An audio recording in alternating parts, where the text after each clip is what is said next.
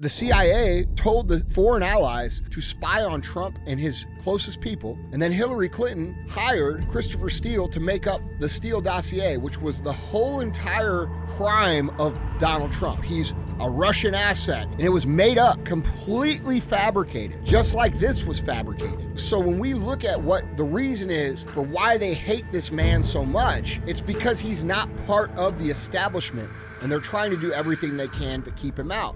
And then when we think about what's happened since then, every single media outlet, every single celebrity in Hollywood, every single influential person, all of these people came out against Trump saying that he was a Russian asset, and the story has now been shown to be completely fabricated. A few very powerful people created this narrative that has now created this cultural divide, this societal divide that we're dealing with now in culture. You know, and dude, what's the punishment for that gonna be?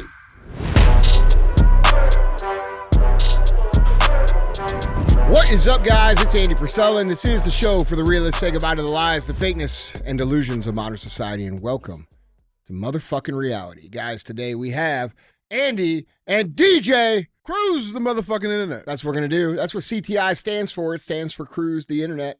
Which is where we put topics on the screen. We talk about what's going on. We speculate on what we think is true and what's not true. And then we talk about how we, the people, have to come together to fix some of these problems going on in the world. So that's what CTI is all about. Now, I'm going to skip the rest of the intro because we do have a very special guest today. A good buddy of mine who's been around First Form for a little bit now. And I finally got him up here to do a show, Mr. Brantley Gilbert. What's going on? What's up, brother? Good to see y'all boys. Good to see you too, man. How you doing? Man, I'm awesome. Got a good workout in today. Yeah, I saw that. Yeah, you know what I'm saying? Yeah. Bro, you and the whole crew here are looking yoked, man. Well, I'll tell you, my wife jacked. is the muscle of the family, no joke. She's Yeah. the dedicated one that gets in there 6 days a week, knocks it out. I'm trying to get back into it. I'm in that phase, you know, where you kind of get out for whatever reason for a minute, and it's like, for whatever reason, you forget how good you feel when you're in it. Yeah. I'm getting back to where I'm But you guys stay. You guys all stay. We just had Parker McCollum through 2 or 3 days ago, and his tour as well. Everybody's in shape, and everybody on your guys' team is in shape. It's impressive, dude. It's really cool. Man, you know, you know, if anybody knows, you surround yourself with good folks and good things happen. High standards, man. Yeah. That's what's up. So, what you got going on right now? Well, I got something. You know, every time I've come up here, you guys shower us with gifts. So I finally brought you something. I'm gonna approach the bench. All right. We brought you a little something, man. Oh, I've man. been working with Sig now for a few years, and I've always been a fan of their firearms. But you know, being able to kind of get behind the scenes a little bit and know how much they put into them. Right? Let's Dude, go. come on. Come on, dude. Look at this. What we got there? Oh, Look at that. that's insane. Real AF. Zero compromise on the other side. That's Bro, dope. that is badass. Well, our boy Aaron here helped us out a good bit with us, and the folks at SIG hooked those up. You won't see another pair of guns like them. Those are one-offs, both of them. Oh, dude. Damn. Dude. That's Look at fucking this. dope. Bro. You feel the grip on it? Yeah. That's the only time they've done that. That's the first time I've seen that grip, so that's a new Bro. thing. Thank you, man. Yeah, absolutely, brother. Yeah. I appreciate it, bro. Thanks, brother. I'm glad you dig them. Of course. I appreciate it, man. Shit. Dude, those are awesome. Those are We know you own a badass. bunch of different vehicles. We figure if we give you two, there's Yeah. a little less of a chance you'll forget to throw one in the ride. That's right. Bro, 320 is a great gun, too, man. 320 is a great gun. Yeah. for Sig. I love the 320. This is my favorite. Yeah. Fuck, dude. Thank you, man. Absolutely, brother. These are beautiful. Thanks to you guys at SIG, too, man. These man. are awesome. Tell you, sir, our Fucking girl badass. Ashling and her husband Kyle McAuliffe, we called her. We were like, "Hey, we want to do something cool for Andy," and she literally took off running. Bro, So, these are, I mean, way too much, bro. Thank you so much. No, you guys hook us up, man. I'm telling you, we both got to our locker today, and my wife came out and she said, "Hey, I'm gonna need some help carrying all the stuff they put in my locker to the bus." It was like, Thank you it was guys really so cool. much, for real. Oh, Thank man, you. thank you, brother. Yeah. And I appreciate you having me today, man. I've been excited about this for a minute. Yeah, we were trying to get it together for a while. Yeah. You know, I've been a fan of your stuff for a long time, man, and I'm kind of, my exposure to social media is limited on purpose. Yeah. You know, I know the going thing is to listen to a lot of podcasts, things like that, and I'm wrapping my mind around that, but I'm a little bit old school, man, and I didn't see social media really benefiting my life and my marriage as a husband and as a dad. I wasn't really seeing the benefits. I got it for, you know, for work and things like that. Obviously, it's a necessity, but my exposure to that stuff is semi-limited. So I've got a buddy that would always send me, you know, bits of this podcast, and I was like, before I knew who you were, I was like, this dude gives zero fucks and he's just speaking it. And I was like, dude, I love it because, you know, especially in our society nowadays, you know, everybody's real hesitant to get into this, that, and other. But that's something that you've always embodied that in your music, in your brand, how you talk to people on stage. I mean, this is always speaking the truth and what you feel has always been, I feel, because, dude, I've been a fan of yours for a long time as well. I was telling, you know, it's interesting because off air, we were talking the first time Brantley came in, it was super weird because back in 2011, I bought my farm. You guys who follow me, you've seen my farm on the internet. And there was a lot of work that needed to be required. So I basically took like a year off of work, and I was on the tractor or on equipment all day for a year. And then Emily and I got married on the farm after a year. So like the farm needed a lot of work. And we basically, me, Brian, Teach, my dad, and my brother and a couple buddies, Chris Zellers, Scott Halsey, a couple really good friends of mine, spent like all our time building this out. And so I spent, dude, hours and hundreds of hours on equipment listening to music. And back then it wasn't Bluetooth, it was aux cord. So like all I had. What's an aux cord? You know what I'm talking about? No, it was a young joke. Yeah. You look young, but you ain't that young. Yeah. No shit. He is young, bro. He's only 27 or 28. What are you? 28. I'm yeah. Wait. Yeah, I'm 28. It's good too, and because you just did catch the aux cord. Yeah, I got the aux cord. Yeah. Now VHS, I don't know what that is. Well, then you certainly don't know what Betamax is. I don't know what the Betamax. I do know what a VHS is, though. Well, you're Beta. And a rotary phone. Anyway, so that's right. So, bro. So I'm listening on the tractor to the same songs over and over again because I got my playlist on my phone. And DJ knows I don't update my phone, bro. No, you don't. You definitely don't.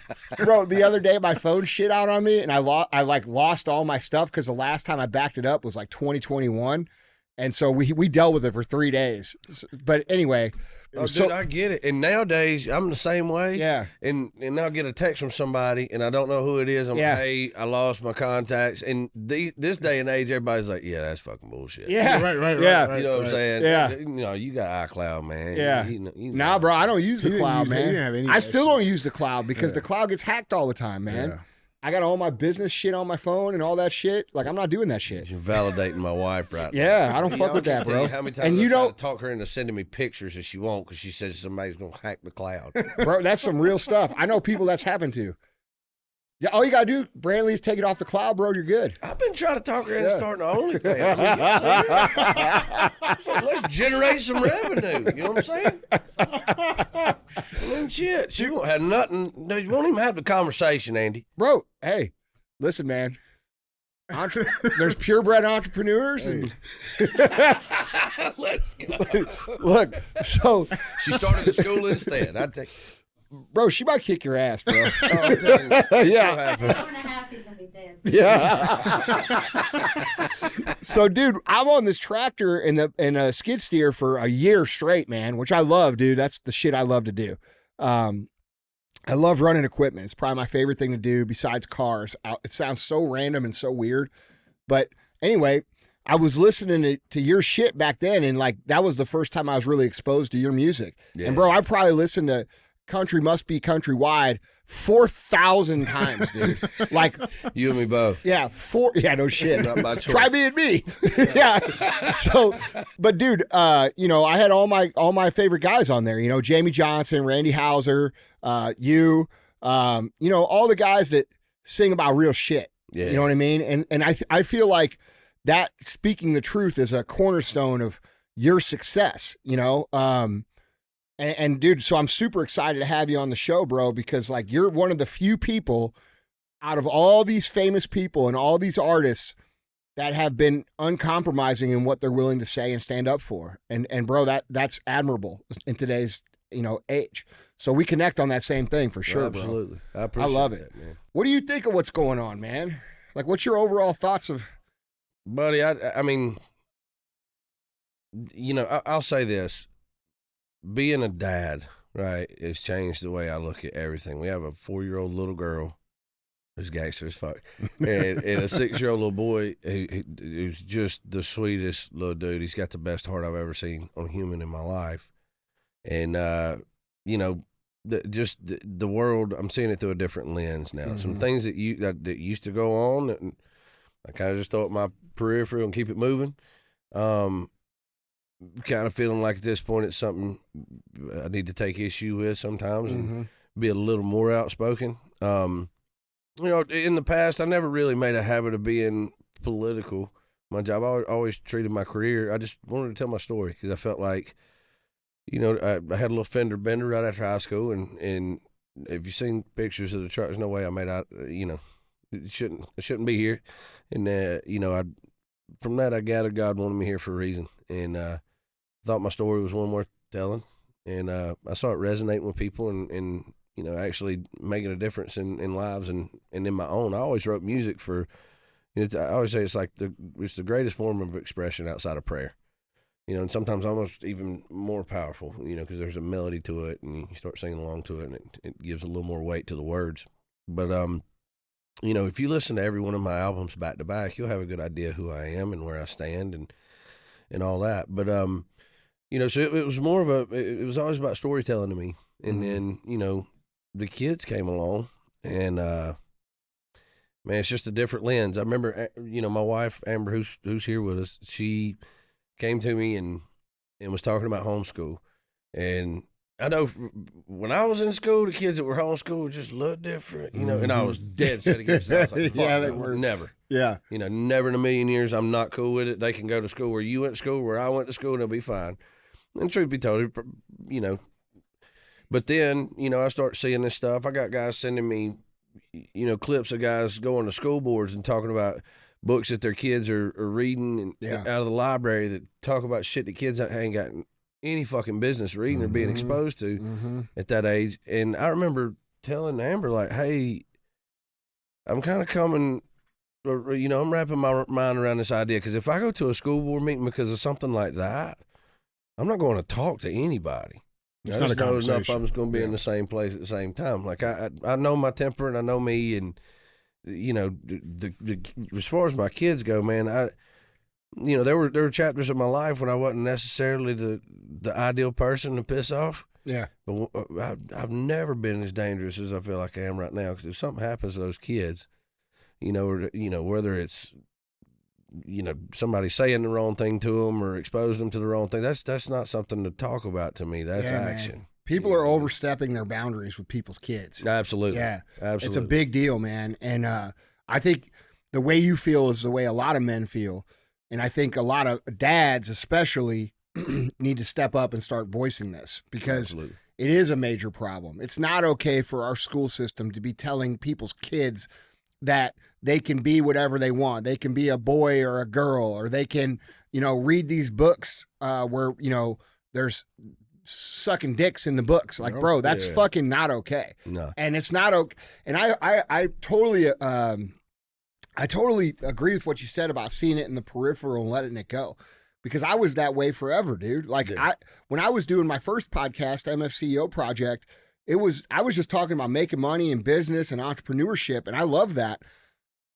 And I would say socially pretty liberal. Like, do whatever you want, man, as long as you're not stepping on me or bothering me. It's okay, dude. I don't care. I don't care if you're gay. I don't care if you're smoking weed. I don't give a shit, man. Just leave me the fuck alone.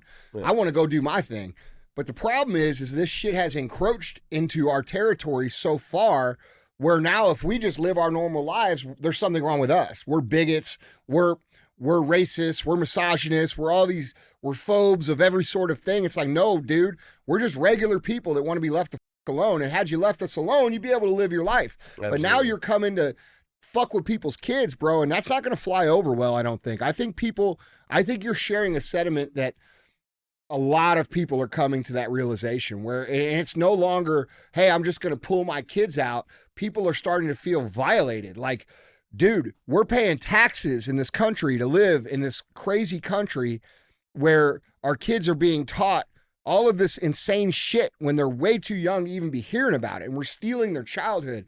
And so it's good to have you say that, bro, because I think a lot of people are there, man. Yeah. It's, to the point where I wrapped my mind around the idea, and she started this school called Arc Learning Academy in our hometown. And, I don't think you had any idea that there was a need for that or a desire for that in the magnitude that we've seen at that school. But it's, they're keeping it faith-based, right? Yeah. Which is, definitely don't see that in public school anymore. No. It took him out of the pledge, and we wonder what's wrong with the world. You keep taking it away from God, buddy, and eventually he's gonna put his foot down. That's right, and he's gonna put it on your throat. Yeah, but I've got to, and I told her my few things were, I want these kids to spend time outside learning how to do shit outside, learn how to plant stuff, learn how to fish, learn how to do stuff that can make you self-sufficient. Yeah, and they've done a great job of that.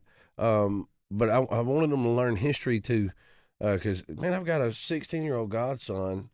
I was watching I'm into the crotchety old man phase of life early, and I've watched World War II documentaries. Like, that's my shit. So my godson comes in and he's like, "What is this?" And I was like, "What do you mean? What is this?" This is World War II. Well, who's that guy? That's Adolf Hitler. He's one of the most evil men on the planet.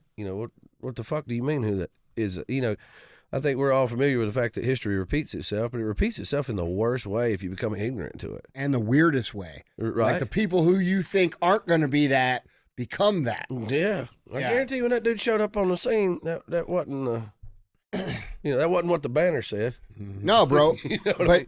That's one of the issues we're dealing with is that Marxism and communism are being advertised as freedom now. Like the banner on the outside of America right now says freedom, but it ain't very free if we really think about it, dude. No. It's not like it was even when we were kids. Now we're paying, think of all the taxes that we have to pay that get sent over and then funneled back into people's pockets. It's insane, bro. And whose pockets? Yeah, exactly. Not ours. Right. Shit, bro. Man, I was having a conversation with somebody the other day, and I thought it was pretty interesting because, it kind of turned to, obviously I'm a Second Amendment guy. I believe in the right to bear arms. And, No shit. And I don't have them for, you know what I'm saying? If this is an indication, and if you're from the ATF and you're watching this, this is a fucking proud moment for me because, they're trying to make it now where if you give somebody a gun, you need to have a FFL or whatever. Yeah. It's just like all this red tape and shit. Man, what are the two things that separate this country's freedom from the freedom that a lot of the rest of the world sees, right? To me, it's our First Amendment, right? And the fucking Second. Yep. Right? Those are, and the Second protects the First, right? That's right. Those are the two things I think that really set us apart from the rest of the world. Yeah. And when that starts getting encroached upon, man, here's the thing. I feel like I surround myself with reasonable human beings. Now, I got a couple of hot heads, and I can be hot-headed myself from time to time, but for the most part, I heard somebody say once that, you're kind of the whole of the best and worst of the 5 closest people around you. I have a lot more than 5 people around me at all times in my life, just for what I do for a living. That's right. So, it's really important to me that all those people are solid human beings, it's, I feel like, man, we're more alike than we give ourselves credit for. Yeah. And I feel like between social media and politics, man, they give us all these things. They put all these things on the table and remind us how divided we are, right? And amplify it when intentionally, really, truly, at the end of the day, man, especially, and I saw this when COVID happened, right? It was under a magnifying glass for us when we came back to playing shows. I forgot how much, like, just concerts in general, right, which is what I do for a living, but that's under a magnifying glass for me, right? Seeing how these people interacted with each other, and when it came back together, it was like they were learning how to socialize again. Yeah. You know what I mean? Yeah. And it just, you saw. You could see that from the from the stage. Buddy. That's crazy. Oh, man, it was wild. And, I mean, in all the guidelines, you'd see, you know, even when it came back in 2021, you know, the numbers were way down for everybody. There were people that were excited to get out. Yeah. But there were still people probably more like-minded to me that they're like, man, fuck that. I'm not going anywhere. Yeah. You're going to try to swallow my hand and choke me out through my nose to walk in somewhere? Yeah, bro, that was me. Yeah. I didn't do shit for a year and a half, 2 years. I didn't even leave the house. I went from my house to here. That's it. Yeah.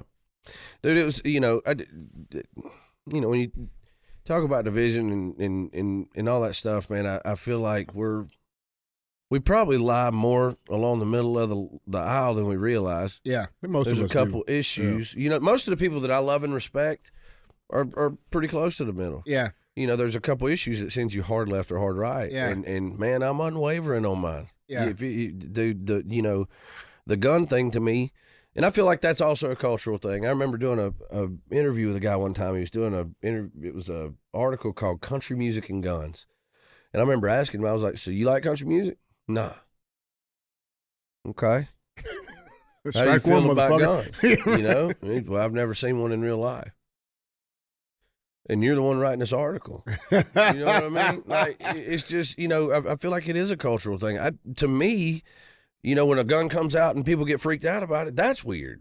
I think that's weird too, bro. You know what I mean? Mm-hmm. That's strange to me. But to us, when, you know, I've been in the room with people when guns come out and they're kind of hesitant. Yeah. That's weird to me. But obviously, me breaking a gun out's weird to them. Dude, I was sitting in a meeting. I don't know. This is back at old HQ. And I was sitting with I forgot what it was, but it was a couple dudes from California that were there. I remember this. And I always carry, right? Yeah. So like when I sit down, sometimes I take it out and put it on the table and not think shit. Because it's what I do everywhere. Like when I drive, I take it out, I put it on my passenger seat. Yep. You know, I pull the gun out, put it on the table, bro, and these dudes freaked the fuck out. They were like, is that a gun? And I'm like, yeah. And they're like, what's that for? I'm like, fucking shooting people, bro. I'm like, yeah, it's the Second Amendment's not for hunting. And it did not connect with me that this was like the first time ever they had experienced that, because here in Missouri or in Georgia where you guys are, that's pretty normal. Absolutely. Like it's pretty normal for all of my even all these guys. All of my friends walk around armed all the time. Like that's a normal thing. You know, and it's weird, the culture, how different it is. Yeah. I mean, I'll say this, though. I do think it's important, man, that anybody that's toting a gun, if you're not training with it, it doesn't matter. Leave it It's at the house. Yeah. Well, no, it's more than useless. It's dangerous. You're a liability at that fucking point. Yeah. You know what I mean? Like, we make a point to try to, you know, not only just situational awareness, not just shooting targets, but being situationally aware. Yeah. You know, and knowing when you're within your rights to use lethal force. Yeah. You know what I mean? And I feel like that's an important part. Yeah. You know, it's not when someone gives you the finger. Yeah. Right. Oh, yeah. You don't. And these young kids are all on that shit now. Now, if you disrespect them, they want to go to guns, bro. And nobody wants to fight no more. I know. And fighting's good for people. I think it is too, man. Yeah. We need more fist fights.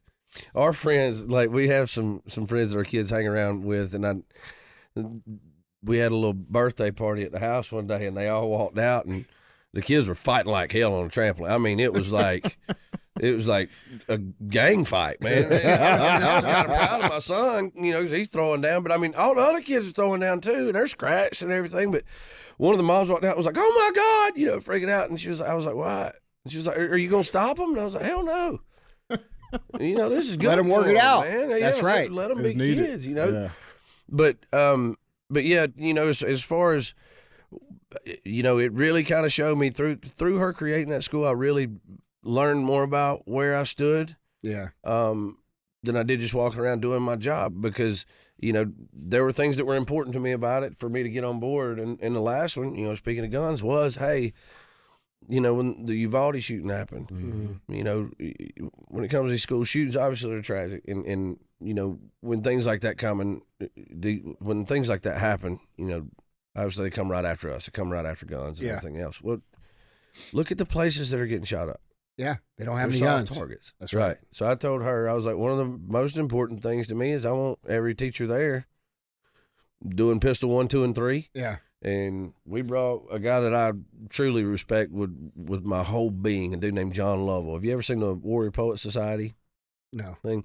it's worth looking into. This dude's the real deal. He's a retired Ranger, and he's just really. I tell people it's like he's pursuing a degree in, faith, unapologetic masculinity, and he's a tactician. Yeah. And he came down and ran all the teachers through some courses, and we've had some follow-up training, and I told her it was important to me. I want one on hand on everybody. It took me forever to talk her into it, but she walks around with one now. Yeah. At all times.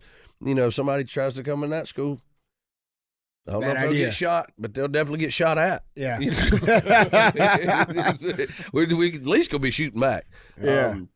But yeah, man, that's cool. You guys did that with the school. That is awesome. Yeah, I'm see, that's what we're talking about, dude. We talk about this on the show all the time. Is we need people to step up and provide solutions. It's not just about posting on the internet. Anybody can say what the problem is. Yeah, bro. It's about taking some action. That's real action. Yeah. People's lives are going to be better because of that. Well, I told her it's like a service to the community, I feel like. It's not a business. It's not something that's going to, put us in a new house or take us to another tax bracket. But it is a service to the community. And, for sure. I don't think you even knew what the need for that was in our community. But how long ago did you guys do that? She's just the first year. And it's going good? Oh, man. 28? Shit. That is awesome, man. And she's had to turn several away. Yeah. Next year it'll be a whole new deal. But we ended up tying up with the church. Man, that's another thing that's kind of a current event in my life is she got me back into church. That was something I'd kind of gotten away from. And they actually ended up kind of giving us a building, or giving her a building. I say us. I can't really, honest to God, I can't take credit for anything to do with that school. Outside of those three deal breakers I had, she's taken off and ran with it. But man, it's the church stepped up and provided a building when we didn't have that, and man, it's just it's been the answer to a lot of prayers. Yeah, that's awesome. What I mean, man. It's like I'm blessed with a lot of things in my life. God's blessed me immensely, but. Man, when he gave me that one right there, he really did me a solid. Yeah. She's when you talk about being proactive and making choices, I think one of my biggest issues with social media in general is they've effectively turned the entire world into the worst of the worst aspects of a small town. Yeah.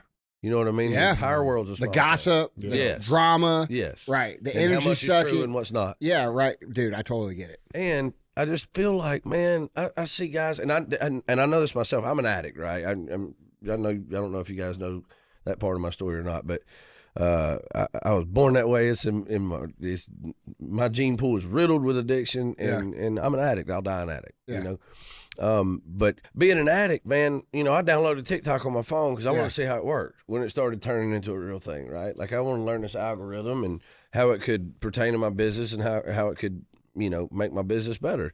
And management had kind of encouraged me to take a more interactive route with, Instagram and Facebook and Snapface and all that shit. So I made an effort to it. I had all those apps on my phone. And then when I noticed it's 3:00 in the morning and I'm scrolling through and now living your life, down a bro. rabbit hole that, for an addict. And I see other people doing that. And man, when I noticed myself doing it, I was like, this is a fucking problem. Yeah. Because here's the thing. I feel like now from 1,000 feet view, I got it out of my phone, right? And I'm seeing other people do it. And it's like, man, do you know what would happen if you spent 25% of the time that people spend on social media? If you take 25% of that time and put it in your home, in your church, in your community, into your family, into your fucking kids, these conversations are different. That's right. The information on the internet's different. We're in a different situation socially altogether if that happens. There are people that live their entire life glued to that shit. Yeah, bro, They most base of their these whole identities off of it. a lot, dude. It's it causes like legit Major mental issue. illness. I actually talked about this last night. I was talking on the internet, right? Like, because it is a tremendous way to reach an audience, Absolutely. right? We wouldn't be here without it.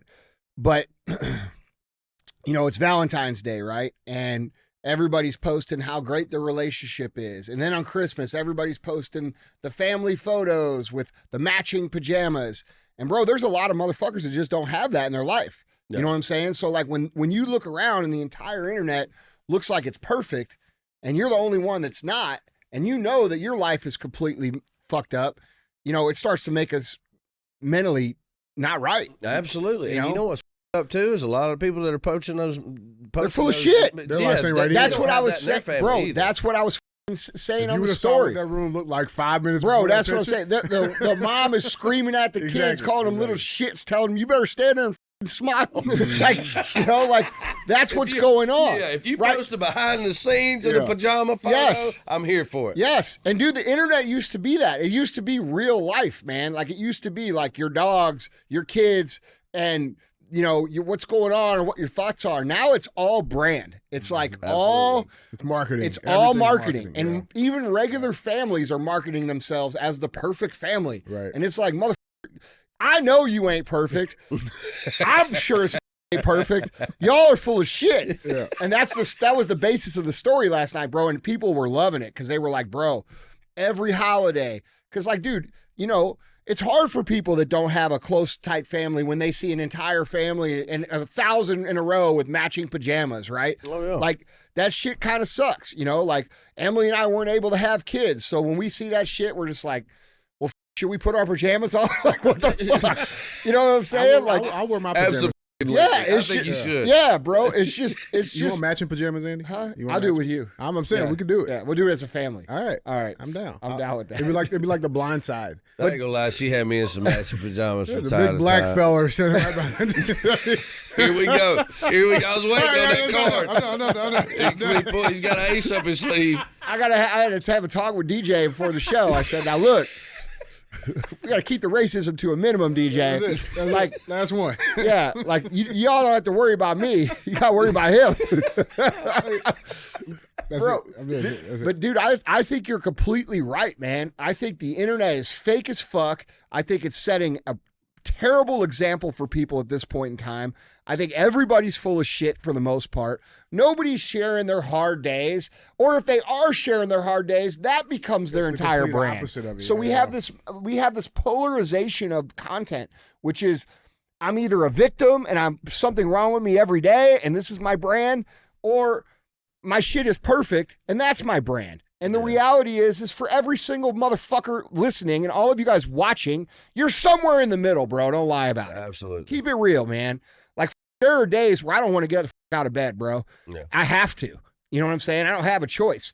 There are days where, you know, I feel like I'm king of the world, and there are days where I'm like, this really sucks. You know what I'm saying? And that's life. Yeah. You know, and we forget that because social media has become just all this big marketing shit that people perceive as real life, you know? Oh, for And it's sure. damaging. It is damaging. It's damaging to the family unit when you could go online and see 4 gazillion half-naked women 24 hours a day. That's fucking, that's, Ain't supposed to be like that. well, listen, bro. Supposed to work for it. No, I'm being real. It's real shit. My Like, dog. you're supposed That's to work true. for it. Yeah. Like, it's right there, available, free. Bro, you could go on OnlyFans and see every girl you know butthole, man. You know what I'm saying? Like, you were supposed to, like, earn Not that. everyone. I can't talk her into it. I'm telling you. Not all. I've Could been you imagine trying. growing up a young dude, like you're 17 years old, and you look on the internet and every single attractive female you can see for like $3? Like, bro, that's going to keep you home. That's going to keep you in the basement on the video games, bro. You know what got me out and made me build all this shit and do all these things?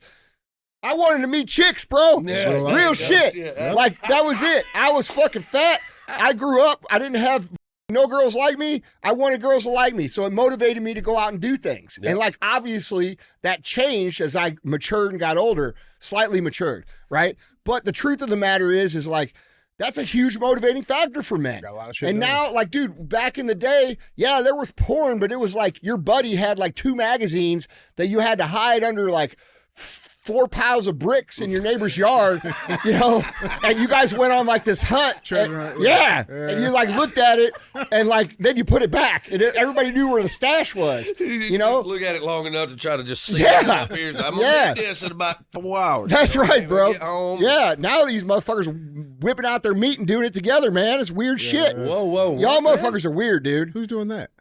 Them young dudes. That's what they do now? I saw this dude on the internet. Is that what you guys do now? Madad ain't young. He's 30, bro. Oh, yeah, I forgot. He's 30. He's a grown man now. Joe, as is of that what you yesterday. guys do now? Joe ain't young either. No, he's young. How old are you? That's too old to be jerking off with your buddies. I don't know. I wasn't privy. Hey, there's some shit you don't do with your friends. I feel like that's one of them. Bro, I saw this account on the internet that was like propagating, like, dude, this is a whole nother thing.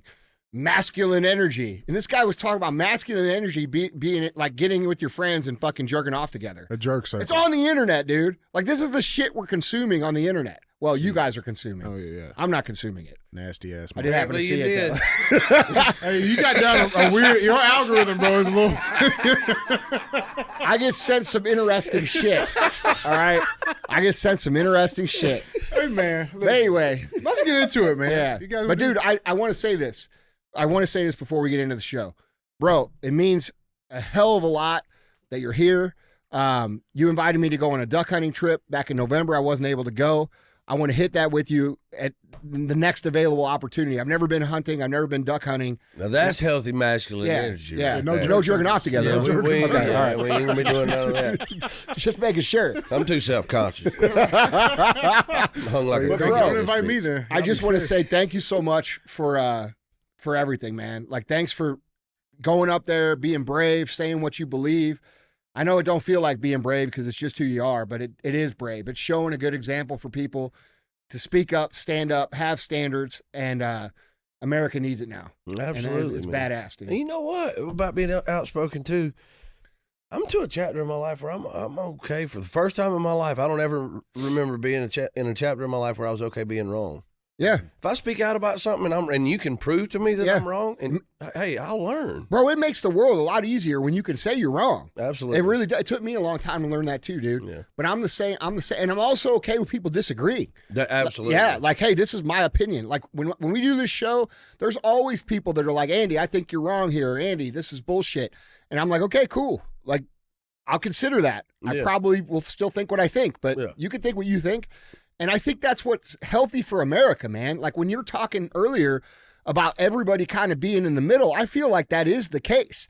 When we walk down the street, bro, black people and white people are getting along. You know what I'm saying? Like, this division that we're facing is all bullshit. And we're being forced to pick between two sides, which neither side has our interests in mind or this country's interests in mind. They have their own interests in mind. And so when we walk through society and we talk about the issues going on, I think it is important for everybody to realize, like, hey, man, most people are good. Most people are cool. Most people want the same things. They want to be left alone. They want to pay low taxes. They want to be able to make some money. They want to live their lives. They don't want to be yelled at because of their beliefs or called names or bullied.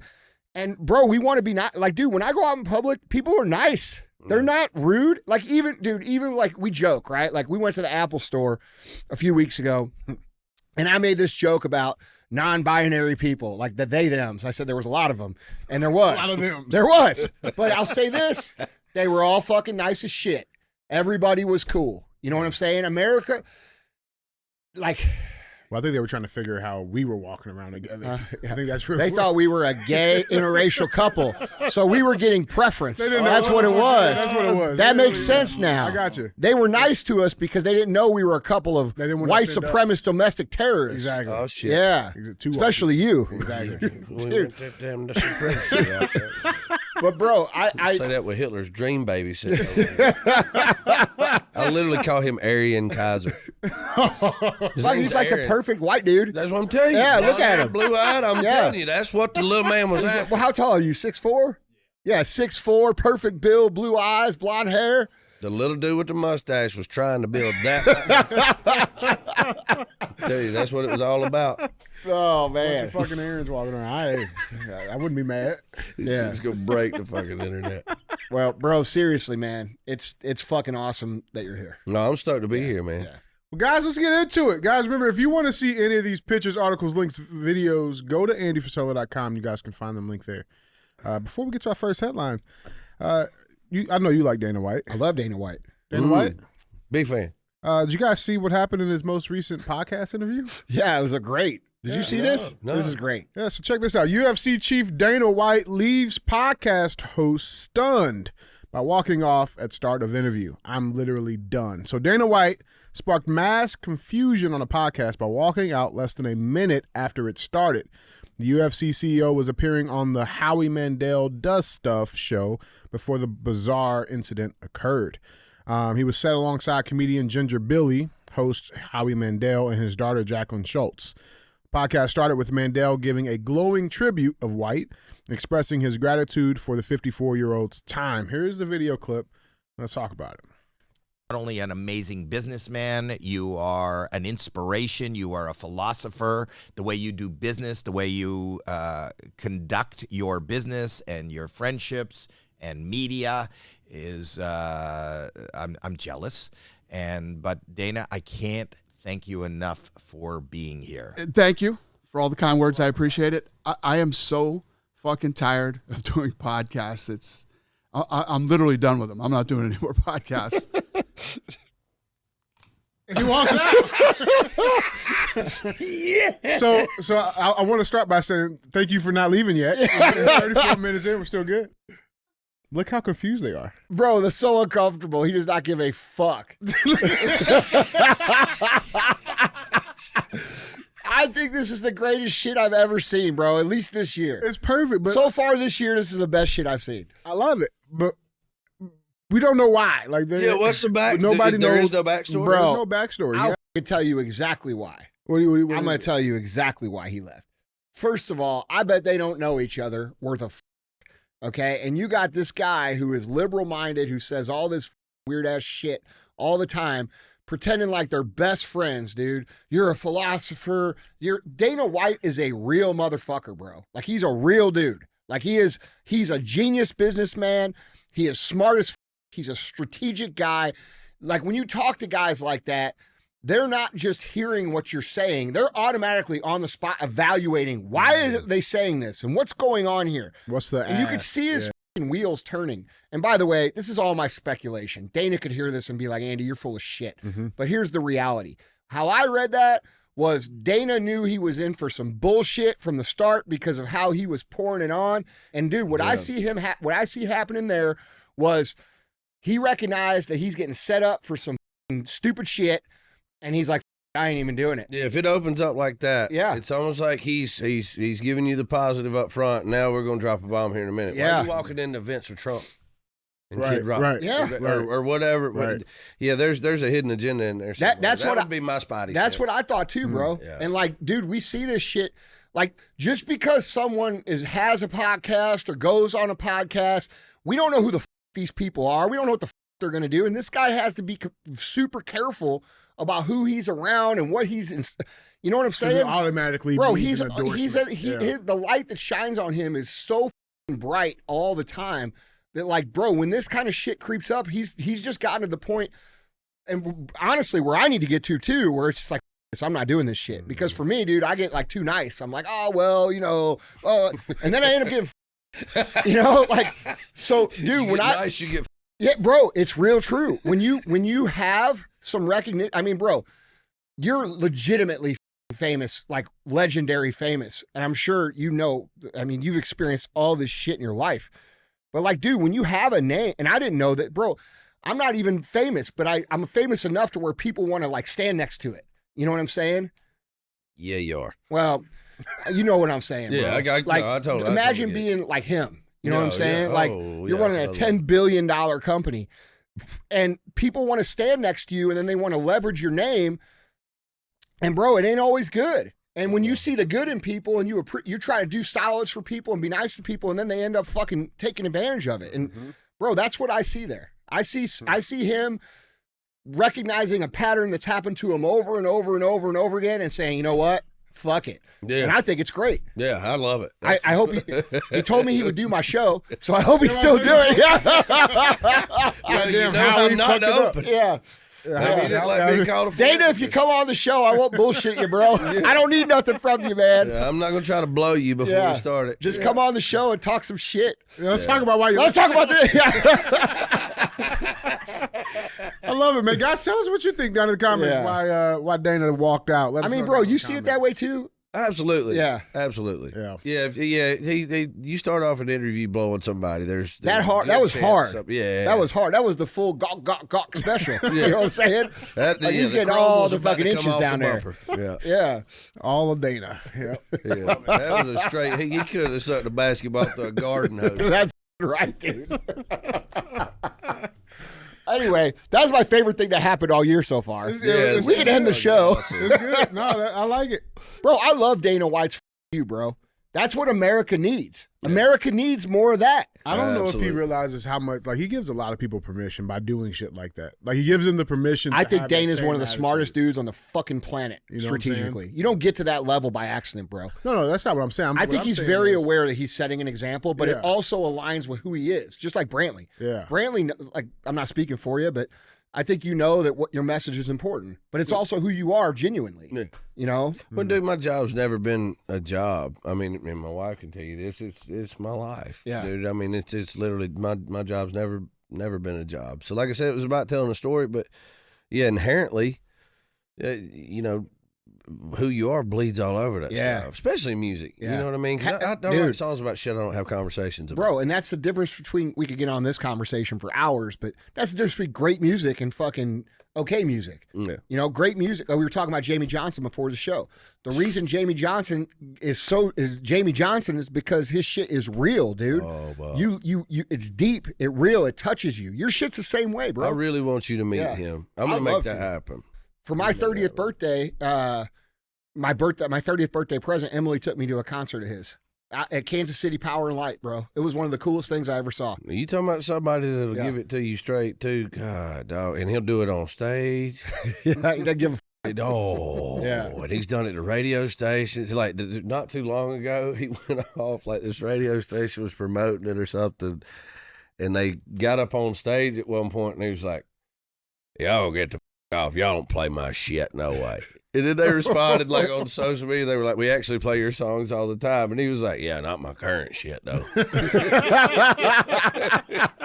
Well, everybody plays old shit, man. Yeah, fuck.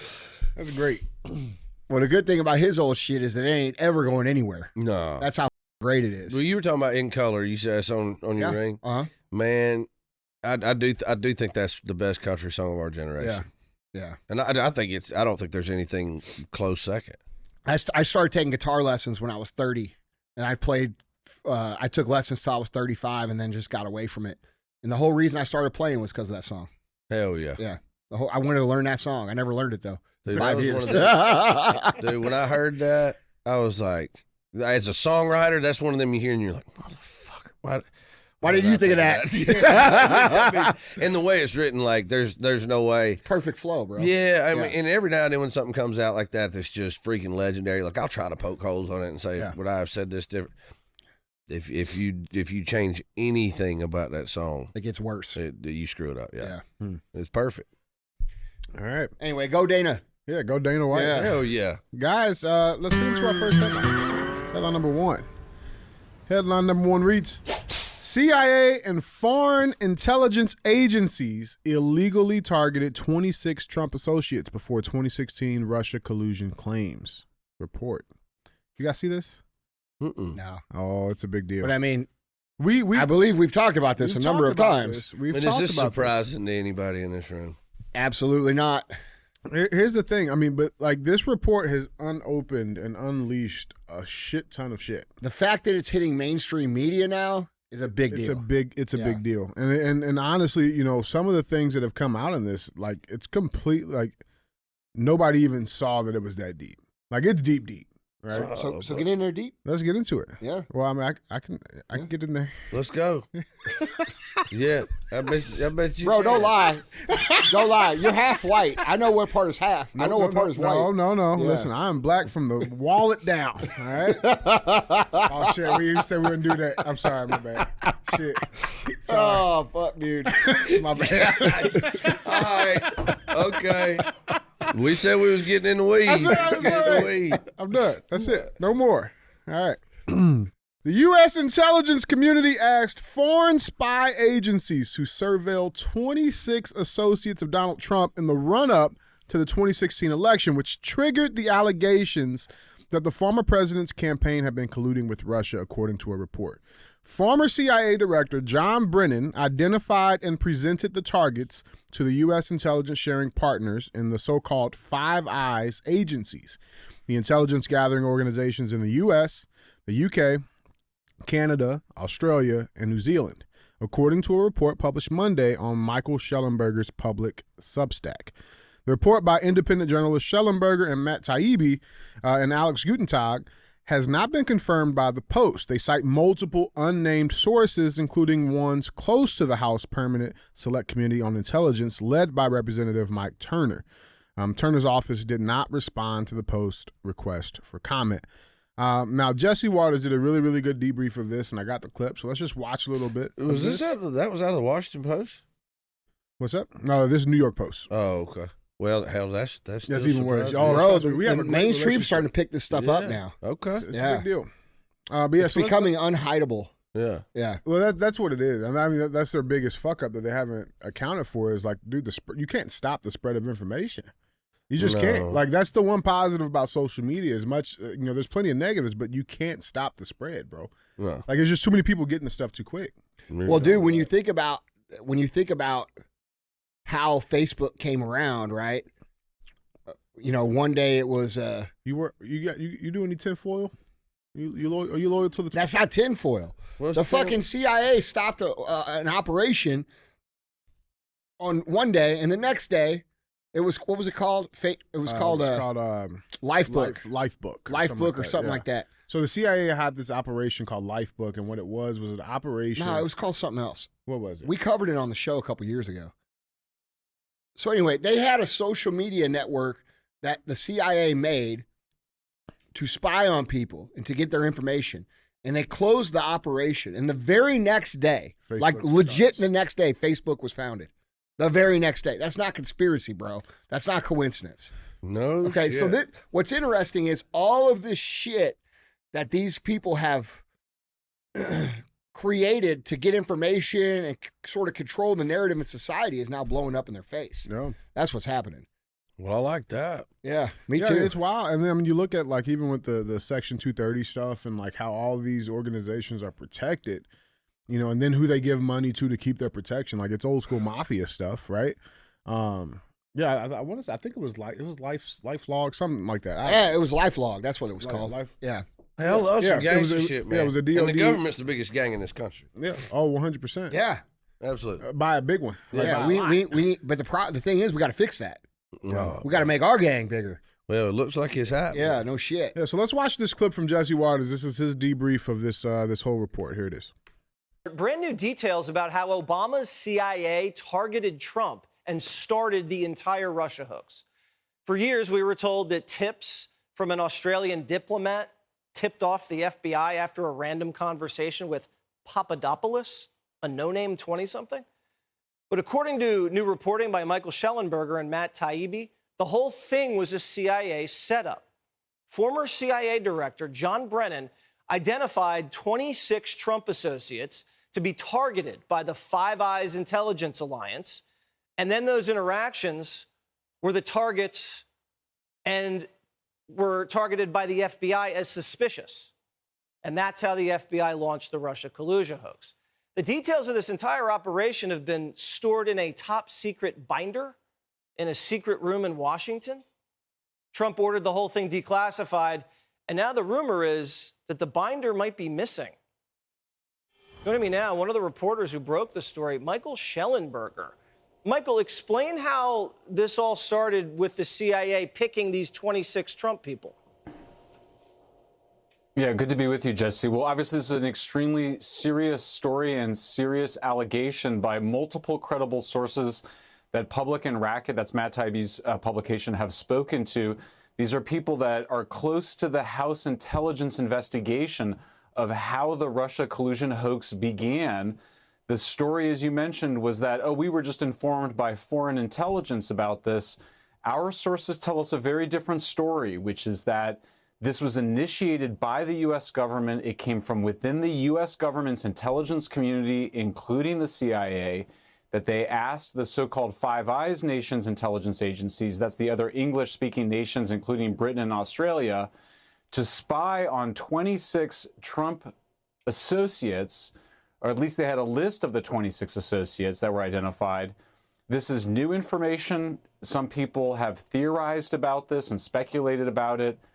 We feel very confident that our sources were in a position to know and are very credible in this report. And it's obviously a very serious allegation because this is illegal spying and it's illegal election interference. Okay, so you're reporting that the CIA got these allies to bump these 26 Trump associates, create interactions, and then call these interactions suspicious and let the FBI know they were suspicious, and that starts the whole thing.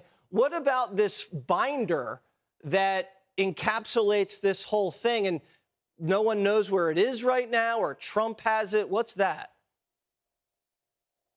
Well, Jesse, we'll have a piece tomorrow that is specifically about the binder, but as a friend of the show and of yours on this, I'll say that there has been widespread speculation that this binder was the reason or a reason for the FBI raid of Mar-a-Lago, and we'll be discussing that tomorrow.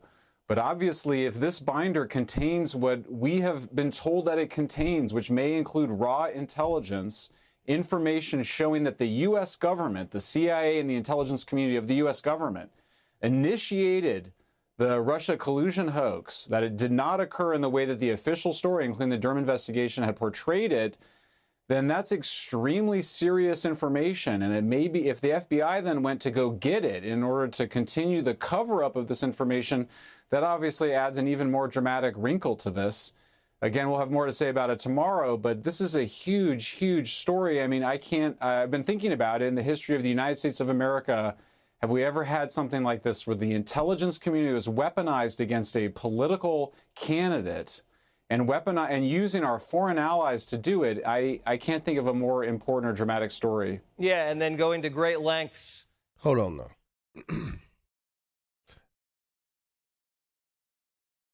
Do we really think there's ever been an election that wasn't fucked with in a one-way form or fashion? I think that started happening after Kennedy was assassinated. Yeah? I think before that we had real elections. Really? And I think prior to that or after that, I think that's when it switched.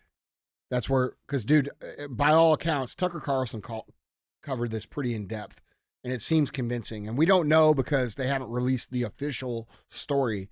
But I mean, they drew a lot of dots that said our own CIA assassinated President Kennedy. Mm-hmm. So what RFK, our independent presidential candidate right now, says is that a lot of people think a coup happened in 2020, but what RFK is saying is that a coup actually happened when Kennedy was killed, and then everything since then has been theater. Part of it. Yeah. Ah.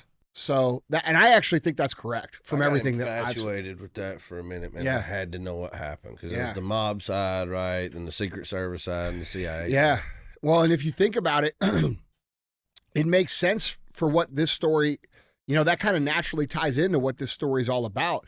A lot of people that haven't been, and this is the big problem with what's been going on in the world, is that it's so complicated and it sounds so outlandish that most people who are just trying to live their lives can't follow along. Yeah. Like when they make the economy as hard as they made it, and they make the situation for the working class as hard as they made it, that makes it very hard for them to follow along with what's actually going on. And when we look at this, and people really break down what's happened here, allegedly, which means true, the CIA, Brennan told the Five Eyes intelligence, foreign allies, to spy on Trump and his closest people.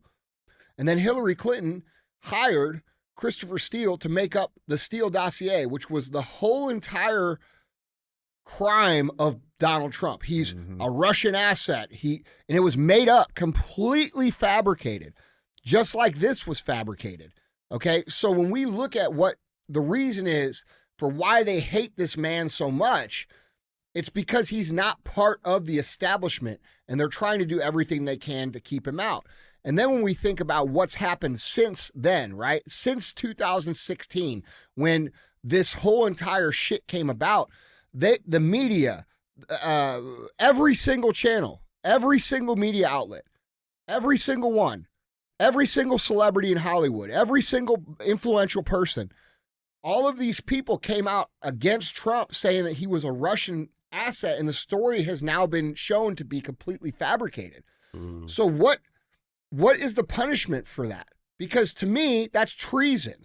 Because when we look at the disruption that's created in society, it's created 8 years of complete chaos in society. It's destroyed friendships. It's destroyed households. You can't have a political discussion with anybody anymore because they hate Donald Trump so much. And when you dig into why they hate him, it's because of shit that was completely fabricated out of the air. So a few people, a few very powerful people, created this narrative that has now created this cultural divide, this societal divide that we're dealing with now in culture. You know, and dude, what's the punishment for that going to be? You know, that's There's what, so many layers of insulation. I believe in my heart of hearts that, man, there's so many layers of insulation. Those two on the screen right there. Yeah. They ain't going nowhere. Yeah. You know what I mean? Yeah. I mean, it would have to be. They aren't going anywhere unless someone like me gets in. Like, that's real talk, bro. I'm putting them motherfuckers in the wood chipper, dude. Yeah. Real talk, bro. Listen, this is so incredibly damaging to our country because of the division that it's spurred and created. And then when we think about the media's relentless division over race, over politics, over sexual preference or orientation, over all these issues, this is all for their gain and our loss. And so, dude, we have to start recognizing the true story. No matter what you think of Donald Trump, you can think whatever you want. You could say, he's not for me, he's not my cup of tea, I don't like the way he talks, blah, blah. Personally, I understand where he's coming from because the reason he's so fucking cocky and the way he says shit is because everybody else is dogging him all the time. He has to stand up for himself. I understand that. You got to toot your own horn. You have to. If you don't toot your own shit, bro, nobody else can toot it for you, especially when everybody else hates you. And the biggest power matrix that's ever existed in the history of humankind hates you the most. So I get it. But like for a lot of people, they just can't stand his personality or his ego. He does have a big ego. You have to have a big ego to get where he's at in life. That's reality. It's required. They don't like that shit. But dudes, all that shit aside, what we have here is we have people who have decided that their control over us is more important than destroying our entire culture, our entire society, making our entire way of life difficult, disturbing the middle class, pushing the middle class into poverty through all the COVID shit. Like, this is not coincidence. This is orchestrated tyranny that's been happening for years and years and years in this country. And this is just a major piece of evidence that's proving that it's actually true. It's not just some shit that some podcaster's saying, right? Like, here it is, it's not man. Conspiracy theory, man. This is a real conspiracy. And I agree with you, dude. Like, these guys, they are so insular. That's why they're comfortable doing it. Absolutely. They're so comfortable that they don't feel fear to do things like this. But in what I think America's supposed to be, we talk about the Second Amendment, they're supposed to be afraid of us. They're supposed to be respectful of us. Yeah. And, you know, I see all these people when they talk about the Second Amendment, they say, oh, the Second Amendment, I lost my guns in a boating accident. No, dude, that's pussy. If it's time to lose them, it's time to use them, bro. That's real shit. Come on. Yeah. We're not lying about this, motherfucker. I got all the guns. I got a fucking tank. Mm-hmm. You know what I'm saying? Like, you. 2 of them. Like, yeah, that's no shit. But like, I'm just saying, like, bro, we have to start standing up to them and saying, hey, if you push this line any further, off. Because, dude, these people are way too comfortable, bro. Way too comfortable. I mean, dude, if I was president of the United States and we had 500 million guns in this country, I would be respectful of that. Absolutely. I would say, hey, we got to care about these people. And I would do it out of what I care about this country, dude. You know, like, everybody, dude, we're Americans, bro. We're not black Americans. We're not white Americans. We're Americans, dude. And we got to start realizing that the people that we've elected, or they've elected themselves, right? Whatever happened there. Yeah. However they got there, they don't give a shit about us. Mm-hmm. And, you know. Dude, it's just crazy to think, too, like, when you got the president and getting up on the stage and telling American citizens that if they're frustrated with their government, how it's running, and if they think they can overthrow the government, that they're going to need F-16s, and like how cocky is that? Well, Yeah, who you gonna get to fly them, homie? not only that, bro. And you got all the people that support him saying, "Yeah, you ain't gonna do shit." It's like, bro, you live next door to me. You ain't got shit. Like, if this shit cracks off, I'm coming to your house first, motherfucker. Just so you know, and I'm taking all your fucking food and you. No, Except for the vegan shit, you can have that. Yeah. Like, I mean, dude, they don't think. No. here's the thing: when I see something like that, man, I feel like it's almost common sense. In the back of our mind, we all know this shit's been going on, Yeah. like for a long time, right? But to see major news Trying to pick networks it up. cover, it's different. Yeah, bro. I think That's a different. I think this will, if people, man, part of me thinks like, dude, it'll open people's eyes, but then part of me thinks some of these people are so stuck in their ways, bro, they'll ride to the bottom. You know, there's some dangerous mentalities in this country. You know, the sheep thing is real. Yeah, You man. know, like Well, we've also been so far removed from conflict too. I mean, we're talking hundreds of years of like where the Conflict here. in this country, Right. Like we are so far removed from it that most people don't know what that looks like, smells like, or could even fathom that being a reality of something that can actually happen. I guarantee you the minute it starts happening, bro, they're going to be saying, fuck, dude, Trump wouldn't have let this happen.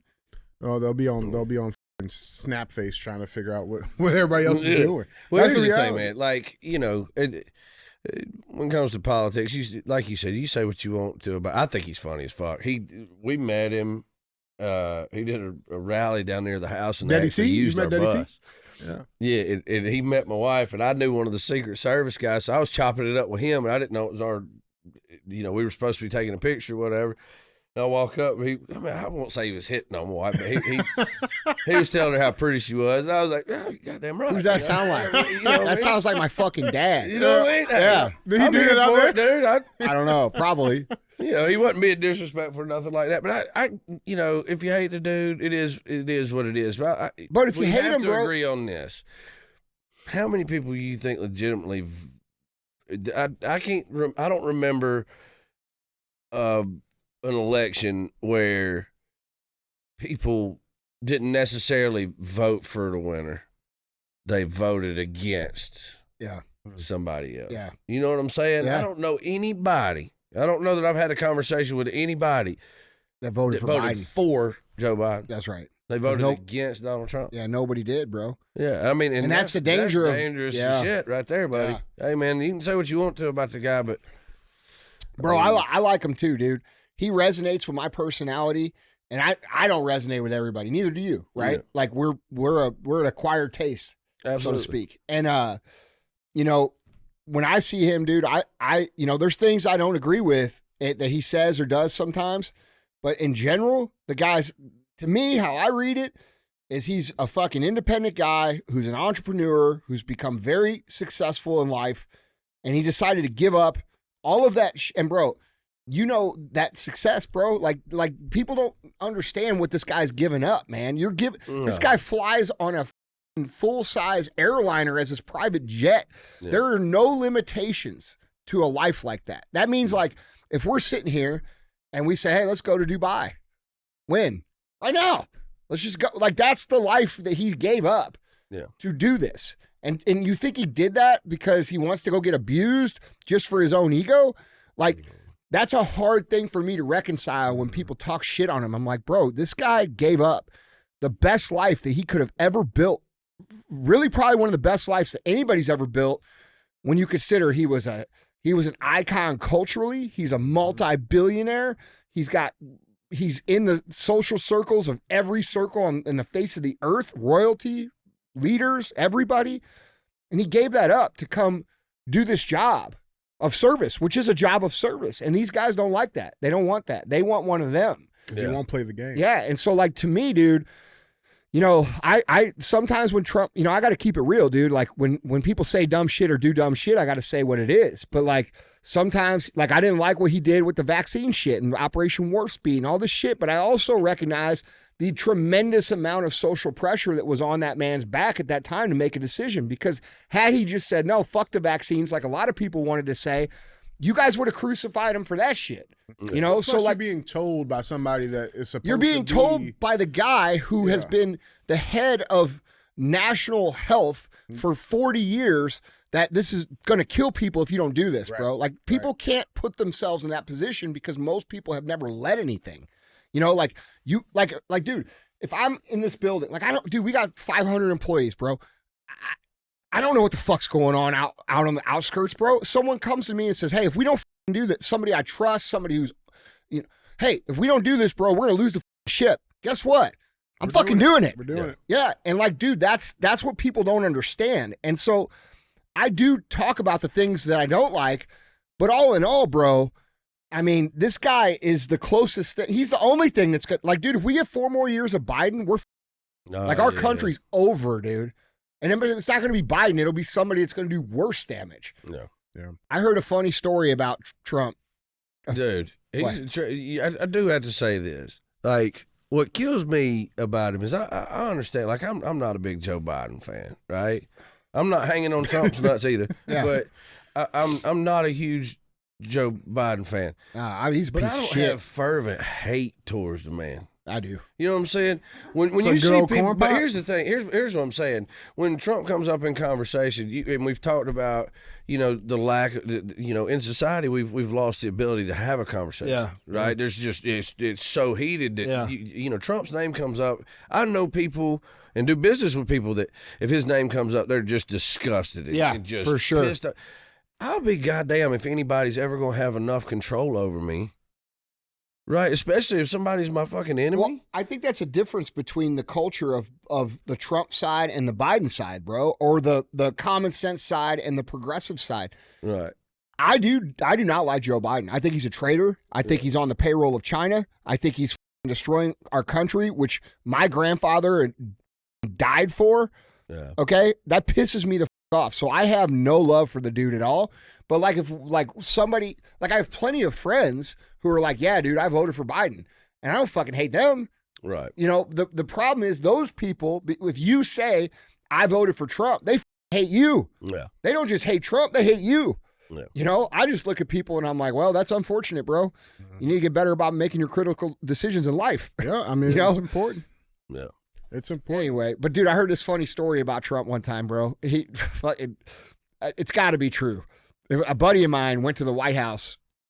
They won a World Series, okay? And he went to the White House, and they have McDonald's for him. When they got Trump loves McDonald's apparently, Big Macs and shit. So they go in, they walk in. Trump walks in, and he's like, "Oh, you guys like McDonald's?" And it's all these athletes and shit. And so they eat their McDonald's because they don't want to disrespect the president. He goes, "All right, which one of you fuckers wants to see the Oval Office?" So apparently he's like a pretty real dude, like in real life. Man, I was at Kid Rock's house the other day, and he FaceTimed him. How do you say that so casually? No, that's Like, badass. how you just speed over Bro, it? I Hold say on. that shit all the time. That's his life, dude. That's his life. Yeah, I was over I at tell Kid Rock's house on the last show Tuesday. every day, bro. I'm like, not every day, but a lot. I'm like, bro, we need more Dana White. We need more Kid Rock. We need more America. Fuck you. That's what we need. Yeah, that dude he is literally a walking middle finger. Yeah. I didn't know this. How many? You know how many number one songs Kid Rock had? Probably a shit ton. 0? What? Really? Shit, dude. Maybe it's just me. I like his shit. Fact check that. But he Really? had so he had opportunities to have number ones, and I don't know how comfortable we'd be He sharing said, those stories. But yeah, I mean, one of them was really close, and he told Oprah to suck his dick sideways. And then another one was pretty close, and he was supposed to kind of tip the hat to a guy, and he said some shit he shouldn't have. And dude, hearing him tell the story is funny shit, because before the interview, he's like sitting backstage, and he's going, you know, his team's telling him all you got to do is, you know, kind of tip the hat, and you have number one, and he's sitting backstage going, do I fucking want a number one? What if it everything up? So it's like, yeah, 0. Fuck it. Yeah, Yeah. he is the ultimate walking middle finger, Yeah. and I love that about him. But he is that dude. You know, there's Bob, and then there's Kid Rock. You get Bob for a little bit of the day, and then when Kid Rock kicks in. But I respect both of them, and you know, one's a little crass, but he's honest, dude. Bro, You don't have I to love it. wonder where he stands on anything. I love his music too, dude. Like, how many guys have done rap, hip hop, rock, country? Nobody's done that at high level. And nobody ever will do that Yeah. again, because it won't be the first time. That's you know, right. His favorite song of mine that a lot of people don't really listen to, but if you listen to lyrics, it's great. It's called Cocky. Bro, it's such a great fuck song. if you back it up. When you talking about Trump a minute ago, I was like, I had that in the back of my mind. But dude, it's funny shit. So Gary LaVox. You got a Bentley? Wow. Yeah. So we're there. It is Gary LaVox, lead singer from Rascal Flatts. Yeah. Because, dude, I'll be honest with you. The first time I met Gary, I didn't know what to think, because I'd heard his voice and I'd heard the band, and I just don't know what It's pretty. out of people. It's pretty. So we were doing a NASCAR event together. They were singing the national anthem. We were playing a show, and we're at the driver's meeting. And I won't say what driver it was. There's a driver come up and went to talking to him. And I don't know if he didn't like Gary or what the deal was. But he was like, "Man, I think I got one of y'all's CDs. It's on a burnt CD, and it's rolling around the floorboard of my truck." Oh, dude. And I remember the first thing I saw when I walked up to Gary, this is the first time I ever met him, was he had a dip in. So I was like, okay. That's a step in the right direction. But dude, then the next thing that happens is that driver walks up and says that, and I'm like, I'm about to get everything I need to know on whether or not I like this motherfucker. And dude, I'm not shitting you. The minute he said that, Gary kind of, and dude, he spit an inch from that dude's little race boot. Yeah. And it was a little dude. Yeah. He goes, "That's a real cute outfit you got on there, boy." That was the last thing I ever saw coming out of that spike hair boy band motherfucker. I swear to God on my life. And I was like, I love you forever. Yeah. So he's over there. Fucking Bob FaceTimes Trump and doesn't get him on FaceTime, and then back to back just called him. And this is we're getting a little later in the evening. Yeah. So he FaceTimes him and then double hits him, calls him, and he picks up. Meanwhile, Gary's got Junior on FaceTime, and they ended up talking to each other Through FaceTime. and we're sitting in the studio. And dude, honestly, it was kind of a cool experience, because it was like you got to see them behind the scenes just be a family, and it was like a father-son moment. It was kind of cool. Yeah. But to be a part of and to see behind the scenes, kind of, the way he talks. So, dude, he's one of us. Yeah. I mean, he's a real dude. He'll drop F-bomb here and there and everywhere. But, dude, it's so funny because Bob first thing he said, "You know what they're trying to do?" And he looked, and he took off. And I mean, dude, it was going for quite a while. He's talking. And Junior was like sitting on the other line. But I did Laura's podcast. Yeah. Like 2 days You talk about later, Trump Jr. Yeah. Yeah, bro. I love that dude. Yeah, I love he's that cool dude. as fuck. Yeah, and his wife is a boss, man. Mm-hmm. I did her podcast, and I'm telling you, man, Laura. Oh, okay. Yeah, You're talking about that's Eric's wife. Yeah, that's Yeah. his wife, yeah. Not Junior, my bad. Yeah, but yeah, dude, it was really cool, man. She was bossed up, but that was a cool interaction. Yeah, I've dude. asked I think questions they about just people put her. that spend time. They're trying to get her as the head of the RNC. Yeah, Laura. Oh, shit. Yeah, but dude, I Trump Jr.'s a good dude, bro. Yeah. Like I've talked to him for a number of years, met him a few times. Bro, he's just a regular dude. Yeah. He's just a regular dude, bro. Like to hunt and shit. Yeah. Yeah, we got to shoot with him. Yeah. Cool. That speaks my language. Yeah, he better practice a little bit. You got to practice a little bit more than that. Yeah, Junior, you better practice a little bit before you come back around. Just saying. This is Missouri. Yeah, We in shots fucking fired Missouri. in more ways than one. Hey, You know Not what at I'm the saying? target. That motherfucker. The best That's fucking not fair. Hey, the best part about him is that he is the best shit talker on the fucking planet. Oh, he's great. Bro, he's taken Big Trump shit talk to a whole new level. Oh, bro. yeah. Yeah, I like people that talk shit. I did too. Yeah. Same, man. Well, guys, let's keep this cruise moving.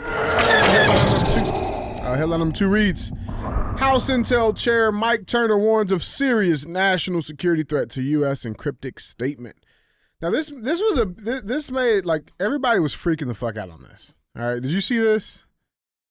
This like tweet that went out. Oh yeah, yeah. It yesterday, it was freaking everybody. You mean the big emergency that they put out exactly right after the Trump or the Tucker Putin interview? I missed it under my rock. Yeah. It's all good. So You this didn't miss shit. That's the moral of the story here. It's bullshit. Yeah. So this comes out from Representative Mike Turner. Okay, he puts this. The tweet comes out from the House Intelligence Committee. It says, quote, "Today, the House Permanent Select Committee on Intelligence has made available to all members of Congress information concerning a serious national security threat. I am requesting that President Biden declassify all information relating to this threat so that Congress, the administration, and our allies can openly discuss the actions necessary to respond to this threat." Chairman Mike Turner. Bro, it sent the internet in a frenzy. Right, like everybody's like, "Oh my goodness, everybody's freaking out." So the truth comes out about what exactly they're talking about here. What's the big national security threat? National security threat is GOP warning of national security threat is about Russia wanting nuclear weapon in space. That's it. That was. We're not going to have a national security alert about the 22 million migrants that are military age males that have come across the border in the last 4 years. We're not going to have an alert about that. No alert about that. Do we not legitimately think this is already happening? Bro, this has probably been happening for 50 years. I think that's why Trump did Space Force. Probably. Dude, I'm going to go ahead and say this. I hope we have fucking nukes in space. Yeah. Yeah. I'm not with you at all, because if somebody's going to have them, I hope it's us. Yeah, I'm down with I that. hope he wants them because he knows we fucking got them. Yeah. Well, so here's so the Kremlin, Putin and them, they responded, and the response was Kremlin tries to shoot down claims it is putting nuclear weapons in space. Putin's top spokesman accuses Biden of playing a trick to get more money for Ukraine. That's the real reason. Yeah, but did you see what? Yeah, that's what that is. That's the real reason. They got that bill. They got that bill passed in the Senate. They're trying to get it passed in the House, so they create this emergency that Putin's going to drop nukes from the sky on our heads. Mm-hmm. And then all the while, we got China flying spy balloons over our country with EMPs and shit. That shit was wild to me. Bro, they let that it motherfucker passed fly. over us. I got it on my cell phone right here. It passed directly over us, dude. Oh, they watching your ass, Andy. Oh, there's no doubt about that. They Motherfucker. Hey, way too much money to have a podcast. Listen, bro. You know what I'm saying?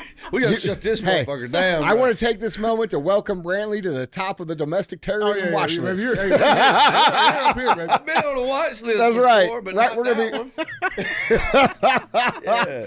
Oh, dude. That's a new watch list for me. Yeah, bro. That's exactly what this is about. Nice to meet you guys. We got Kevin. He's our FBI agent that listens in. Yeah. He's cool. He shares the show. Okay, Kevin shares the show. Yeah, bro. What's so funny?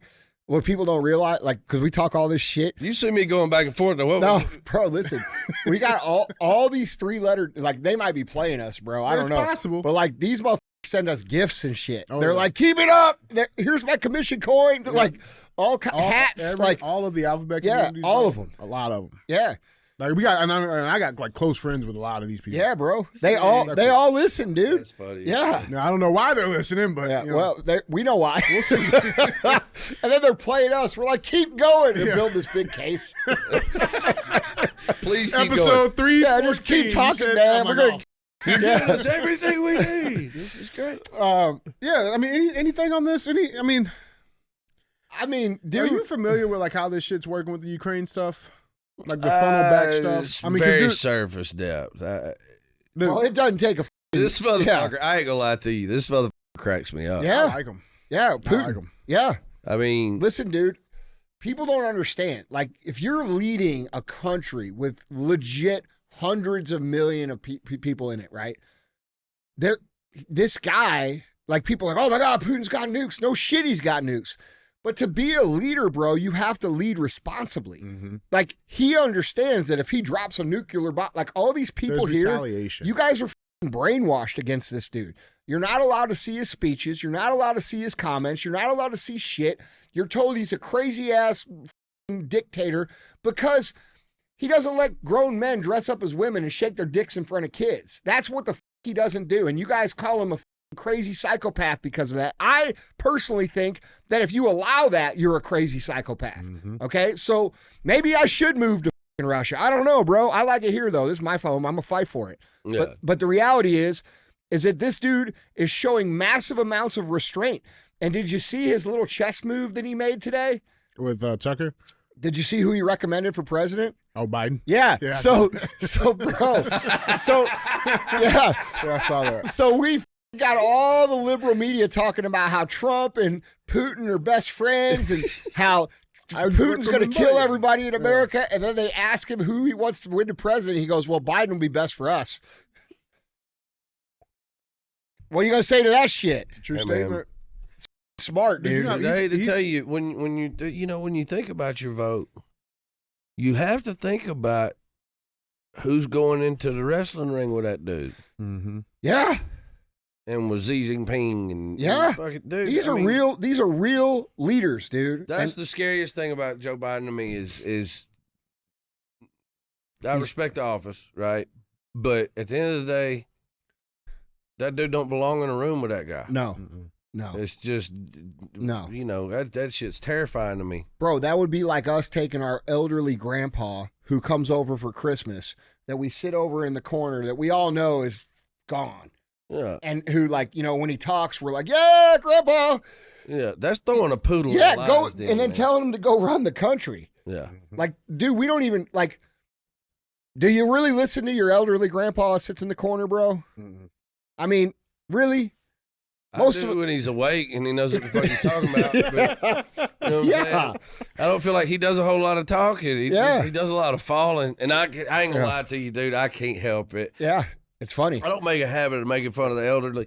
I do. But when he fucking falls off a bike or down some stairs, off Air Force One, I can't quit laughing. Like, I'll throw up laughing. Well, bro, why? You got to wonder, like, dude, the people around this dude are just like, just go do that. And he's Like, waving while he's yeah. doing it. Oh, Imagine having to be one of his like Secret Service guys that has to like change his diapers and shit. Bro, didn't we cover the clip where he shit his pants in front of the f***ing Pope? What? Yeah, bro, that when was he a real met the thing. Pope, That was a real he thing. shit his pants in front of the Pope and had to change his whole suit. Yeah, that was a real thing. Yeah, bro. They- Shits his pants. they That's caught- our And they tried to cover freedom. See, we can't. That's our country's leader, bro. Yeah, we can't be doing I mean, that. real talk, I shit my pants plenty of times, but never in an important situation like that. Yeah, Just on dude, if you cardio. feel what's Yeah. coming on, like, Yeah. if you're about to meet the Pope, you should probably, like, Do a preventative movement. That's right. even if you ain't got to, drink a cup What's of it, coffee, smoke a cigarette. Watch Yeah. what happens. Wait, well, hold Yeah. on. For the listeners, what is a preventative movement? What does that mean? That means a preventative bowel movement. Like, how does that? Well, that means like before I go on stage, I'm sure Vacate it. Brantley does the same. I got to make sure that nothing happens while I'm up there. Gotcha. And one of those things is to take a shit. Got it. That's a That's fact. a preventative movement. Yeah. Got it. Okay. I don't eat. I'm gonna I don't know tell if it you, was like dude. an exercise. Or I some don't shit. eat things I'm not supposed to eat. I'm real careful, dude. I'm 44 years old, bro. I don't have the same control I used to I have. get it. I get it. I get it. Those things sneak up on you. Dude, there's nothing worse than being sick or something, being on stage. 'cause Or just it's being older and not being able to control your shit anymore. It's real shit, man. That's That's real shit. yeah, Yeah. real as fuck. Guys, jump down in the comments below. Let us know what you guys thought about that last headline. Let's get to our third and final headline, guys. Headline number 3. I've been trying to hold in. That though. is an epic fucking picture. You by like the that? way. Yes. You like that? I say this every time. That is my favorite. So my dot No, right that's here. not your favorite, Andy. No, that is my They favorite. nerfed your muscles. No. I thought this They was your did. favorite. They did nerf. No. You That's like the that's outfit. my second favorite. Gotcha. So Madot right here, who is a legal immigrant of the United States, Diversity. he's been with me for what, in 7 years? Yeah, no, Where you from? no, you've not been with me since you were 16. Oh, since 2016. So 8 years. I thought you were like, I'm like, what the fuck are you smoking, bro? You guys go hard last night? It was his 30th birthday last night, so maybe you went real hard. Happy birthday, bro.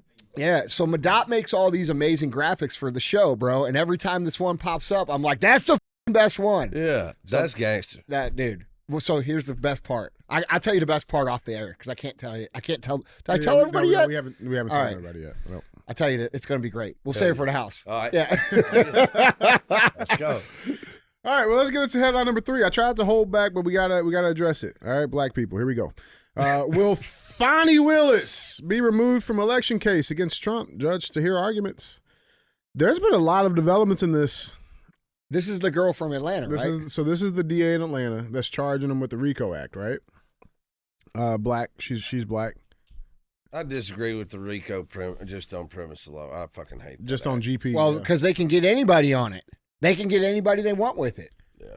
And did you know, there's like a 2-year Bro, gap. Anybody who runs an organization of any sort, of any kind, can be hit on that. Bro, you could be hit on that with your band. Absolutely. Yeah. Well, here's the thing, for the law, the way the law is written, they have like 2 years to like get you on it, but they can wait, that last day of that 2 years, and if they find anything else or another person to add in, it extends it. Listen, another 2 dude, years. that's not even. They keep so That's many of them fucked up bitches shit. running at the same time. It's so fucked up. That's not even how they do it, bro. Listen. We're not living in a free America anymore. It's not like it used to be. Like you had to do some shit. That's not how it works anymore. Mm-mm. Now it's all right. They go like if they wanted to get me, they would go to you guys and they would say, if you don't do this, I'm putting you in jail for some shit that they made up. Mm-hmm. Like they just make shit up, bro. That's Yeah. facts. And so they pressure all the people close to turn on, and then they've got 22 witnesses. This is what happened with all his This is attorneys exactly and shit. what happened. Yeah. This is exactly what happened. But here's the problem, so there's 4 main, criminal cases that Trump has going on right now, 4 big ones, like 96 charges or something like that. But this RICO one is a big deal. But the problem is that, again, these people are not clean. This bitch has been lying about who she's screwing, and the dude she's screwing, she tries to get him to be the prosecutor on it, and then they're still in taxpayer dollars to go do fucking love trips. So think about this, bro. So that's like a couple. That'd be like you and Alex sitting at home being like, yeah, we're going to get this dude. Right. So should that be this shouldn't even be a question. While she was, What and the you dude's just married. said, that to me, that disqualifies you would think so. you just Yeah. on Well, and premise I mean, law. here's the thing. By the time you guys hear the show, she's probably already has been removed from it. But there's been some development. So I mean, she's had her best friend. Nathan's saying that he hasn't had sex with her at all since last summer. So he's lying.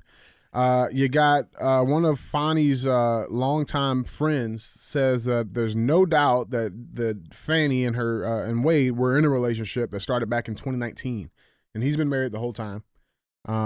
She's seen them hugging and kissing, but that's not even the biggest thing. It comes out in this trial that Fani Willis allegedly reimbursed her lover and fellow Trump prosecutor with cash for vacation. So he was taking these trips, charging him on his business credit card. She reimbursed him with straight cash, and then he still wrote that shit off on his taxes. So I mean, Well, it's just like you or me would go to jail for that. he might go to jail. Yeah, Yeah. I mean, exactly. No, that's the thing, because there is a double standard here, right?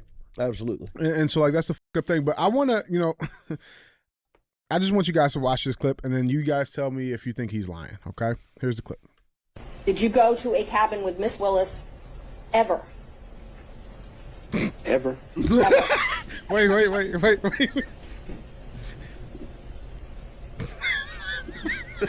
A cabin? Uh-huh.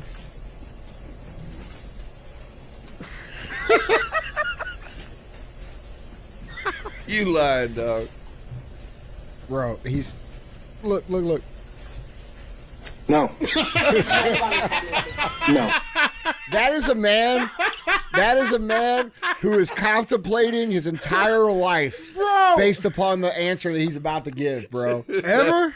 That was No. beautiful, man.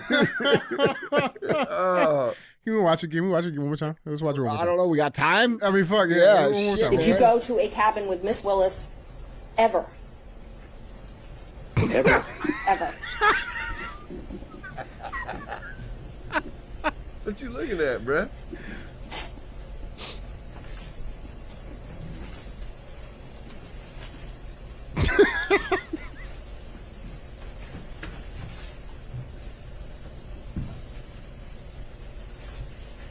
No. You know what, though? You know what? I'm here for the obviously lying and just straight up. Nah. Nope. Yeah. You know what I mean? I'm here for it. Fuck, Hey, bro, man, they fucking look get at it. him. They get Look a bro. He's looking at the ass on the podium, bro. This guy, for those of you guys listening on audio, this dude is legit on the fucking stage on a press conference looking at this girl's ass. Mhm. Like, And dude. biting his lip.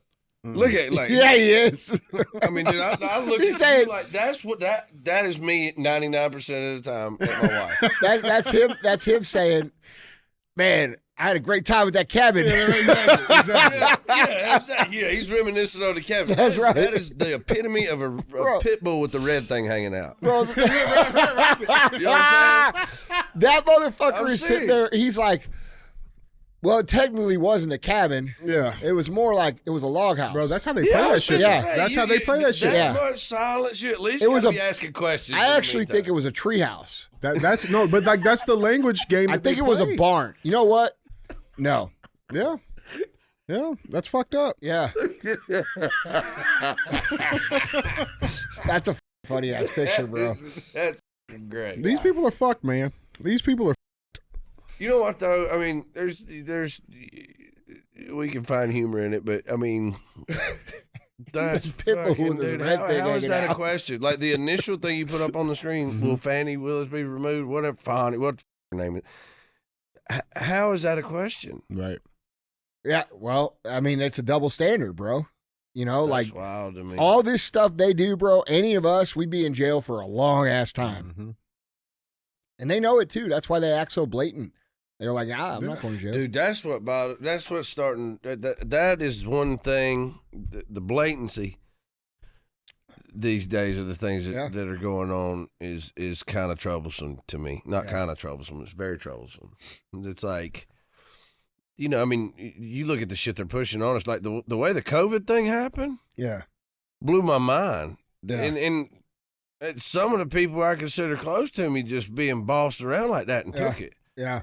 You know, when they started telling us we couldn't play, she's like, literally, dude, I thought I had a job that was recession proof. Yeah.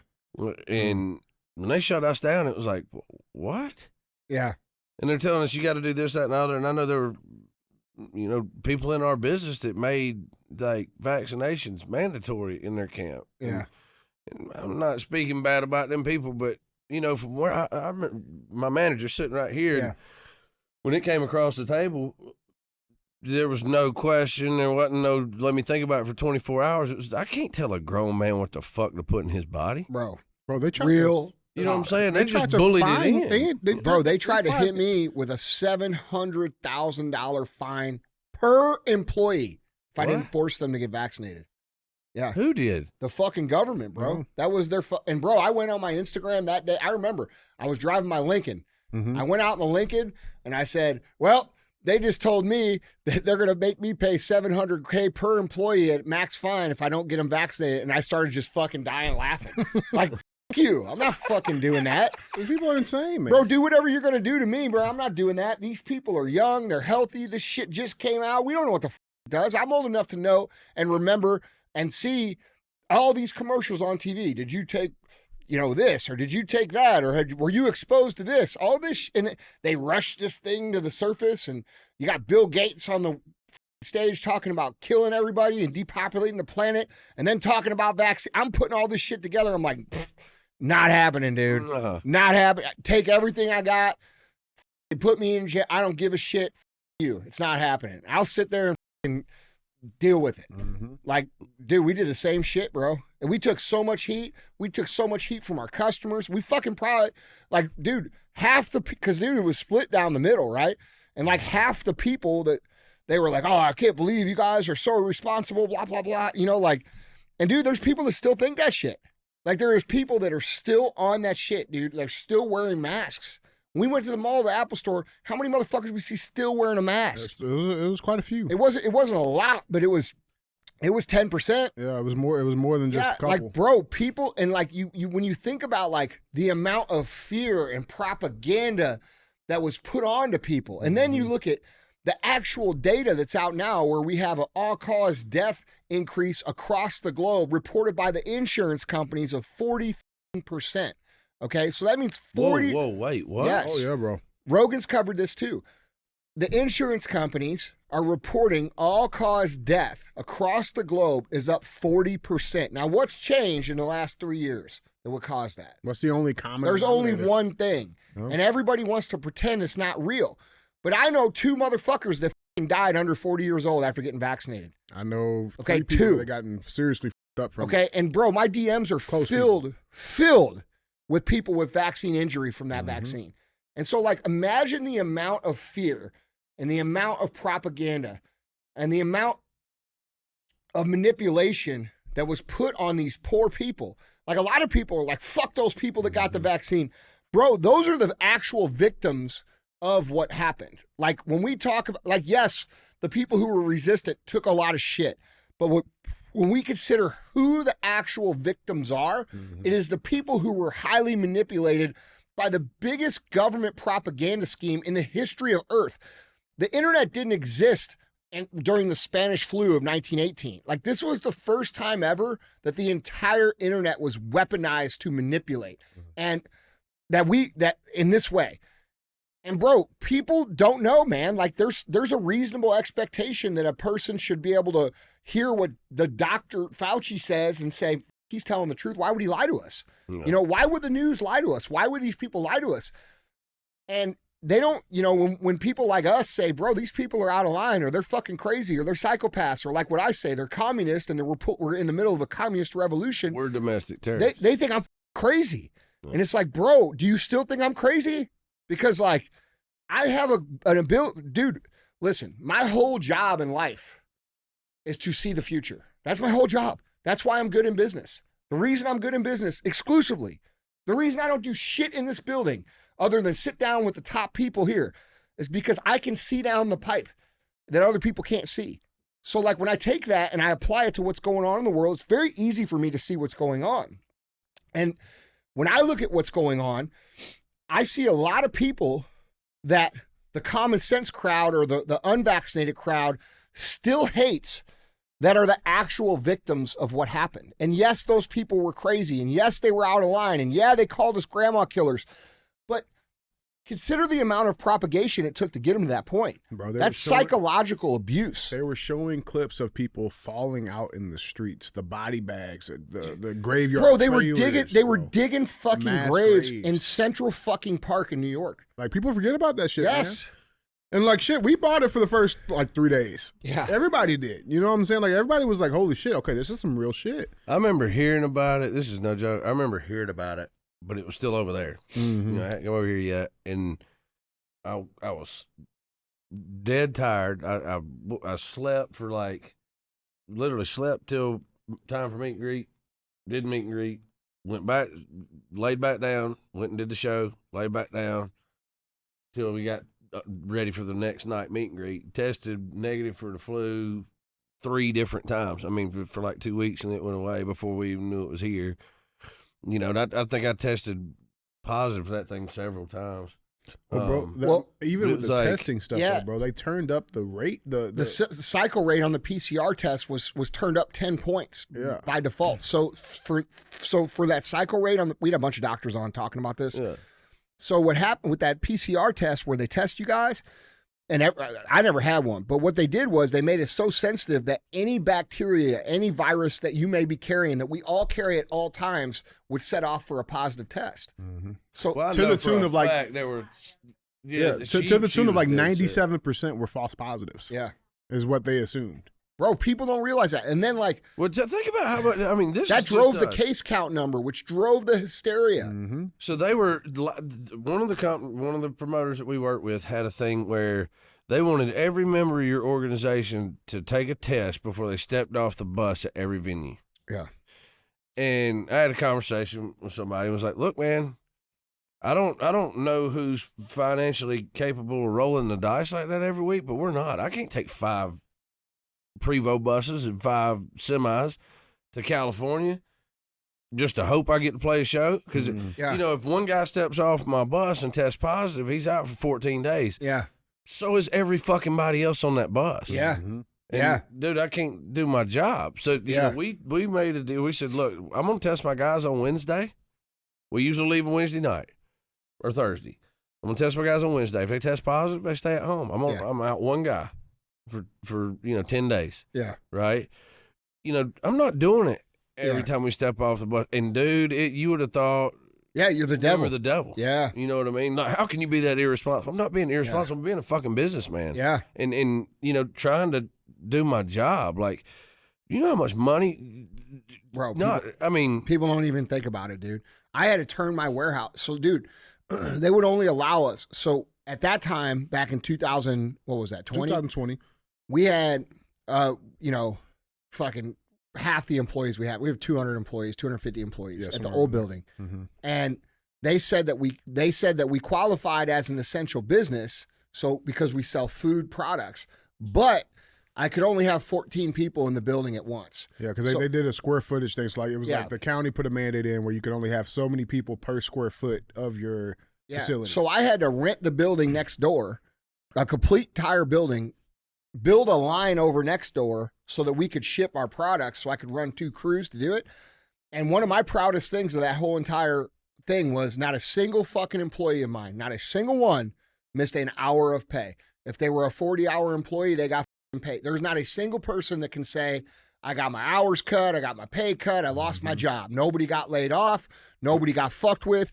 I stood in front of all that shit for my entire team. We did too. Yeah, bro. And dude, that's a big deal that people forget about. Yeah. You know, people should be now supporting people who did that in their music and their business, whatever they got going on, because those are the motherfuckers that are going to stand up for you when shit gets hard. Yeah, and I mean, I will say this: we were able to do that, and man, that's one of the things. That's a big deal, dude. I was super proud of that. Yeah, me too. But one of it, I looked at it as an investment. I spent 20 years building something that's special, and I didn't want to lose that. And I love my guys. Me too. I'm close to their families, and just like it's a real responsibility, bro. Absolutely, yeah, absolutely. But I will say this: there were people in the music business that couldn't. Yeah. There were people in every business that didn't have a choice but to lay people off. You know, and it's but it's okay to go to Walmart. It's okay to go to Target, and we can pack people in the BLM riots. Oh yeah, shoulder to shoulder. That's okay. Yeah. But shut down. But shut. I'm sorry. I know. I'm sorry. But let's shut down. Let's shut down the mom and pop businesses or the small entertainment acts. My buddy Ryan Hardwick. They are partners in one of the biggest entertainment companies in the world. They do a lot of the shows. Actually, they're partners with Dolly Parton in like her dinner shows. Okay. And dude, they got their entire business fucking hammered because of this shit. You know what I'm saying? They're just now getting it back to where it's kicking ass again. 60% of small businesses were closed and will never be open again. Yeah. 60% during that bullshit. Bro. I'm going to tell you, I don't think, we definitely can't go through anything like that again. And my thing is, man, what people just really gotta say no, bro. about you is, and you guys and the show in particular is, you're okay with saying, hey, at some point we got to turn words into action. Yeah. Mm-hmm. And they'll call you a domestic terrorist for that, right? For sure. But here's the thing: at the end of the day, man, I feel like, and this is something we've talked about. When it comes to my son, I've explained aggression to my son. I've explained violence to my son. He's 6 years old. And people may say, well, you're exposing your kid to things, he shouldn't be exposed to. Really? Yeah, right. But you'll put somebody who's trying to be something else in his classroom dancing around, and that's all right. My thing is, at the end of the day, man. That's insane. To me, here's the thing. Honest to God, we talked about keeping it moving and keeping things in the peripheral, not bother me. There are people, anybody that knows me well, right, that works with me, and there's a lot of people. My manager is a gay man. Yeah. It's not that I don't have. It's not this one. My other manager. Holy shit! He's a married gay man, right? He's sitting on his phone. He goes, wait a minute. I'm like, damn. I'm like, all right. You ain't homophobic, are you, over house? Own it. Bro, they are always jacked, though. Like, they always are in good shape. Dude, his husband seriously looks like he ate a few of us. You know what I mean? Aaron, it's all right, bro. We don't, listen, it's all good. It's all love here, man. Yeah. All right, I'm not doing podcasts anymore. I'm the fuck out. But my thing is, you hear people say, I don't have a problem with black people. It's not that I don't have a problem with it. I have love for him. Yeah. If that dude called me, I'd stop whatever I was doing if he need and go help him. And bro, it's not a gay issue. I don't have hate to anybody. My thing is, I feel like all of us have a responsibility as men. I think we have a line, right? I think all of us have a line. And for me, and I feel like that line moves. But I think it's healthy, and it's a necessity for us for survival. We all have to have a certain point where you can push me here, but you ain't gonna push me past them. This is when I push back. Yeah. And with me, my line is my kids. Yeah. Right. And you know, when the Bud Light thing was going on, I don't know if y'all saw the clip. They were up in arms because You smashed the Bud Light. can on stage, right?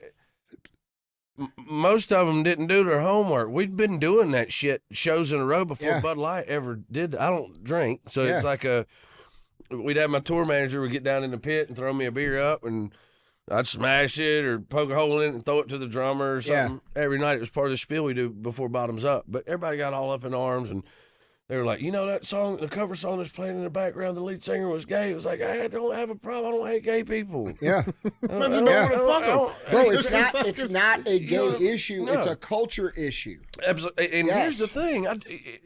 Until you project that towards my children, That's right, and weaponize it against my children, I won't take. I'm not taking issue, bro. Most gay I don't people, really like shit being pushed on me. Yeah. Right. The COVID thing or anything else, but. Dude, I feel like our kids are confused enough, and they deserve to be able to be fucking children. Yeah. This shit where they're letting them take like hormonal drugs and stuff to dude, that is ludicrous to me. Yeah. You know, we're crazy to them. Yeah. Right? Because we shoot guns and shit, and we believe in God. Like, it's crazy. My thing is, dude, at the end of the day, one of the things I respect about you most is not just that you're willing to speak out against certain things, but you're willing to go a step further and say, hey, at some point, dude, there has to be a line and we have to push back. And we got to hold that as individuals in our own lives. And I'm perfectly comfortable with that, man. Yeah. I think it's important for our son and our daughter, but mainly my son. Man, I'm not trying to raise a little boy or a little girl. I'm not even trying to raise a man and a woman.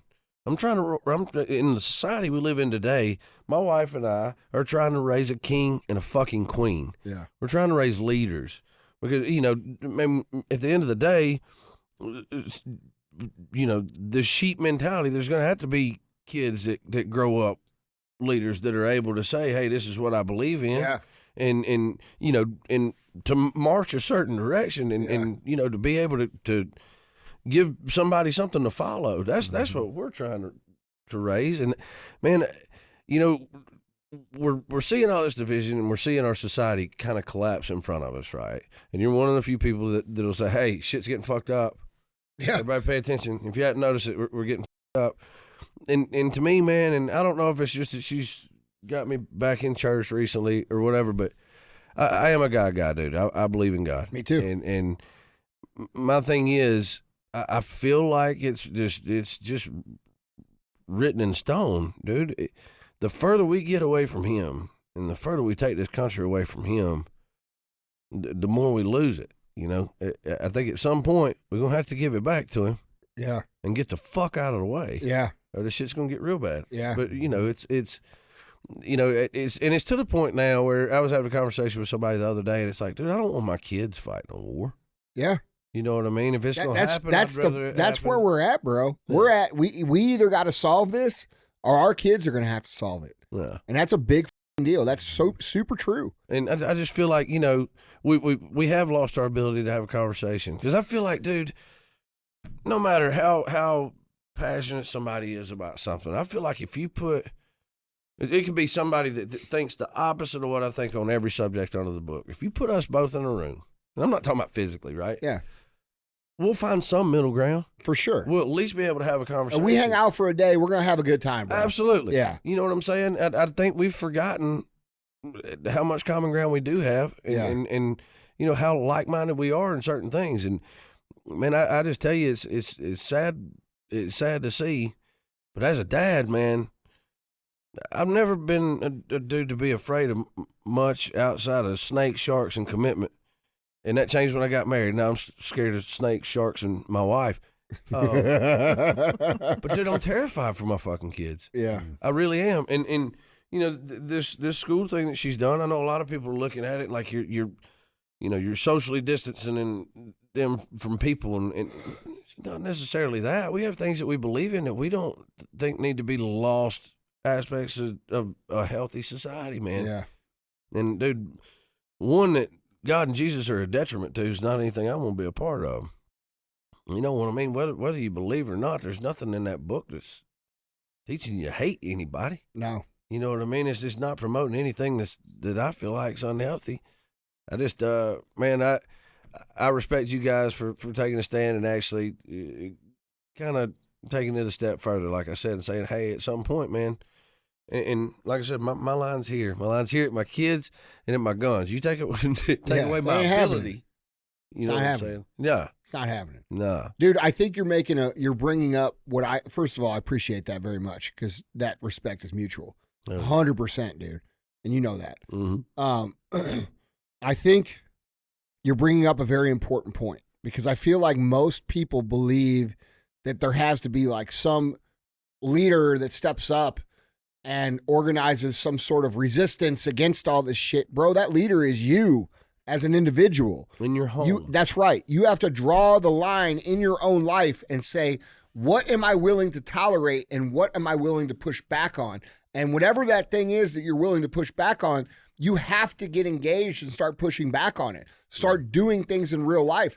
Like if you have kids at a school where they're doing this crazy shit where grown men, because it's never women that dress up as men that go do the thing. It's always these grown men dressed up as women, and they're not dressed up as women. They're dressed up as little girls, okay, reading books, but they're not reading books. They're dancing around and doing stripper routines. If you have that shit happening in your class, or you've got teachers telling your kids they should be this and that and lie to your parents about your new name at school and all this shit, and you're not fucking showing up and doing anything about it, bro, you're a bitch. Real talk. Come on. Yeah. And dude, that has to happen. There's no organized militia. And by the way, if there was, you're too pussy to join it because you won't even speak up for your own fucking kids. So I think that's the point you're making here, bro, which is there's a line in the sand that we all have to put in our own lives, and we don't let people step on it. Yeah. And that's it. Dude, if everybody lived that way, this shit wouldn't be happening. It wouldn't be happening at all. And to your point about gay people, most gay people are super against this drag queen shaking their balls in front of kids shit because they understand the damage that it's doing to their movement, which they've worked very hard to get. Absolutely. Gay people have been persecuted against in this country for a very long time, and wrongfully so, in my opinion. I don't agree with the far right people that fucking say there's no room for gay people in this country. Bullshit, bro. They're just people. They love someone else. They should have every right to a normal life without being persecuted or any of this shit. They should get the same benefits everybody else gets. There's nothing wrong with that. But when it encroaches into the other stuff, they're recognizing the damage that it's doing because it is creating an anti-gay movement in this country, which in my opinion is very wrong. We don't need it. You know what I'm saying? So it's unfortunately just the natural progression of it. Yeah, That's why it they is. have to speak against it. It is. And that's why gay people are starting to stand up against this stuff, dude. 100%. Like you goes to Gays Against Groomers, when we had them on the show, you know, they're more vocal about it than anybody because they understand the damage it's doing to their culture. And I think it's super important to state that when we talk about these things, because, bro, you guys can't go out there and just be like fucking being assholes to people who are gay. Yeah, bro, Aaron's cool. Yeah, Aaron is cool. He's handsome, too. Yeah. I can see why the dudes like him. Well, I tell you what. But yeah, I mean, like kids, and we're talking about kids my kids' age. Yeah. Boys, they need to be learning how to fucking read and Not write. only that, dude, it steals their childhood. Absolutely. Like, dude, when we're I don't want kids, them being taught about straight shit. I don't need them being taught about gay shit. that's right, bro. We're not going to none go of it. talk to them about men and women having. Let's go down to Hollywood and grab Cindy off the pole and let her do story hour. Yeah. You have a problem with that? Yes, that's a problem. It's the same Absolutely. thing. I don't Every care what single it is. American in the country would say, "Oh, you got strippers reading books and doing dances in front of kids," and they'd be like, "That's appalling." It's a problem. But you put a grown man who, honestly, you're not wanting to be around those kids unless there's a problem in your fucking brain, Well, bro. here's the other thing too. How many of those same drag queen story hours have we seen where that End up pedophiles. they always end up, bro? Like they get arrested because they got kiddie porn on their laptops and shit. Like, Yeah. Every one of them, bro. Yeah. I can't say every one of them. 9 out of 10. Well, it's definitely not uncommon. We'll say that. That last one they just haven't caught yet. Yeah. You know, but I don't know. You guys want to wrap it up? We got one last segment. Yeah, bro. All right, this is a good one. That's our favorite part, guys. It's our thumbs up or dumb as fuck. It's where we bring a headline in, we talk about it, and it'll get one of those two options. Yeah. Yeah. Bro, he's a man.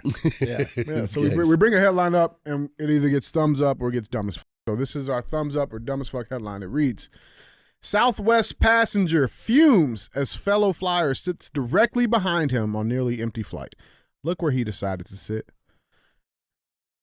Listen, let's dive into it. So he just wanted to recline in peace. Washington-based chef Anthony Thomas was baffled by his fellow traveler's decision to seize the seat directly behind him on a nearly empty Southwest flight despite dozens of options available.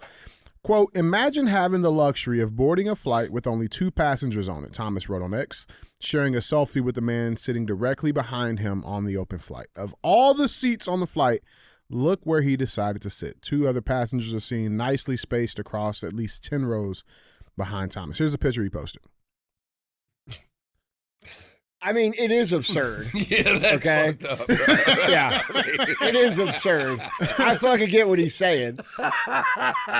I mean, what the bro? It's kind of funny, too, though. That dude behind his got a sense of humor. He's like, watch this shit. I just feel like, and guys will know this, right? Because, this made me think of another situation where space is important. Dude! Yeah, it's the same thing. Yes, I have an issue with I got a button. I agree. Fuck that. Yeah. I agree. I guarantee that dude on the plane was the same one that Mike Tyson beat up. Bro, dude. Bro, You know I'm telling you, dude, listen. When you're in the urinals, okay, and a dude walks past 7 other urinals to stand next to you, that's annoying as fuck. Yeah. It's weird. That is exactly the same thing. Just ask to see my dick. Yeah, bro. Everybody's like, you know what I'm saying? Just ask me. Yeah, like if it's in a sporting event, bro, we're all doing a thing. We're all in a line. It is what Healthy it is. masculine practice. It's a different thing. You know what That's I'm a saying? different thing. But like, bro, you motherfuckers that do that shit in the men's bathroom, there's something wrong with your brain. It's weird shit, man. Yeah. Like, bro, the rule is at least 1 urinal in between. One space, yeah. Okay? And if there's no available urinal, you listen, you fucking get next and you keep your eyes on the wall. You don't say shit. You don't small no talk. conversation. Yeah. There's now, no. if there is a space you can have a conversation. Listen, That's you the might rule, say right? something like, "Oh man, it's a Nice great watch." game." Yeah.